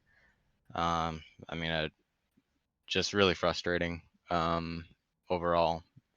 Should have had it, but didn't. Yeah. So looking back on the race, the only other thing is a couple of those guys that almost short pitted and taking tires. Was there any consideration into that? Trying to be on a fresh set at the end of the race. Yeah, there was. I think Moynihan was on a fresh set, if I'm not mistaken. I don't know if Lindgren was or not, but um, yeah, there was thought of it, but I just figured as long as you keep the tires under you at the end there, just shortcut that stop in half, and eight or about like 8 seconds, 7 seconds. Pit time is a lot under green flag time, so I figured just if you just took fuel only and hung on to it, then it would have been a time advantage for sure. But and it was, but um, just yeah, just unfortunate. Yeah, I hate it for you. I mean, you're obviously far and away the dominant car of the evening. Pole, fastest lap, most laps leaded, and just a heartbreaker is really the only way to say it in that final chicane. But the good news is we go turn right again next week at Sonoma, so figure to be another good performance again next week, hopefully, and hopefully a redemption story for you. Let's hope so. Thank you guys. Congratulations again, podium. On the podium. I don't. I mean, it's P two. It's Yeah. a good finish, but I mean, I don't know. They should All be right. rewarded for that effort, except Here's the third place finisher tonight, Walker Thomas in the 67 machine, and kind of that road course special. Like, hey, I'll just let the two road course aliens do their thing, and then I'll be faster than everyone else behind me, and kind of get a free podium for my troubles. Yeah, unexpected to be honest with you. That what was it? Monahan, had a issue there with like 3 or 4 to go, and I didn't get mad again, but sounds like he had a mishap there in the final chicane. So yeah, we'll take it, man. It's a good points night. I think P3 in both stages. Bring it home on the podium as well. Can't ask for much more. It's been somewhat of a difficult last month or so, so certainly take it, and we'll move on to Sonoma and try to do a little better where we have a little bit more room to make mistakes. Absolutely, an interesting one tonight with the way that this this whole setup, brand new track. And what a track it is, a long race tonight. But should be able to make up some ground in the points after tonight. At least it might even be leading the sucker after tonight. But yeah, good points night and good speed overall. So as we head to another road course next week, should be on hopefully on track for another good finish. Yeah, I was wondering how the points might shake out. It's getting pretty tight up front. I was leading for a couple weeks. Aiden comes back, he took over the lead, and Sims is right. Like it's kind of a jumbled mess. So yeah, definitely we'll take it tonight. Like I said, good stage points, good finish. Everything kind of coming together for a full race. I did have 4 minutes of damage too. So being able to just get the thing home is a plus. Absolutely. Well, congratulations again on the podium, and we'll let you get any shout outs in if you have any. Yeah, appreciate it, guys. Thanks for hanging on this long. I just realized how late it is, so thanks for sticking with us and putting this on. And then shout out to Zach for getting that last corner win. Unexpected, but Elite Motorsports will definitely take it. And last, but not least, Premier Setups, always giving us fast cars each and every week. So appreciate everybody. Absolutely. Congratulations again, and see you next week at Sonoma. Awesome. Thanks, guys. It ends up, we waited for all of that for the final corner. Some good moves here and there, pretty spread out throughout. Especially, at a first time track, that's kind of what it is. You just kind of run your pace, hope to keep it between the walls, not end up on the deck of an aircraft carrier in the harbor. Just a stunning finish this evening. At a loss for words. Zach Lindgren gets it done. Art, any final thoughts on a wild one from the Nova race? Outside of tomorrow, I hope we never come back here. Like, if we could find a fun car track combination for this, I'd be down to do it. But we're no more stock cars. We gotta go fast. We gotta get the prototypes or Formula One. We gotta go fast. Gotta get it done. On it, we don't even go fast. Like some Miatas or what? 2 laps of Miatas? I'd say like 15. 15? At most. Ugh. Go endurance racing. But look at these race results. Zach Lindgren, 1 lap led. Joseph Madigan, 59 laps led. Oh man. How does it not even count that as the green flag lead change? We had one in the final corner. Interesting, it doesn't count that. But 60 laps, race finished in regulation. John Wilco, your hard charger. Most laps led was Madigan. Fastest lap was Madigan. Pole position was Madigan. And race win was almost Madigan. Yeah, I just stunning. We're back tomorrow night for 50 laps at the same track in the trucks. And we'll just make the most of it. We will see y'all here tomorrow night. Y'all take care.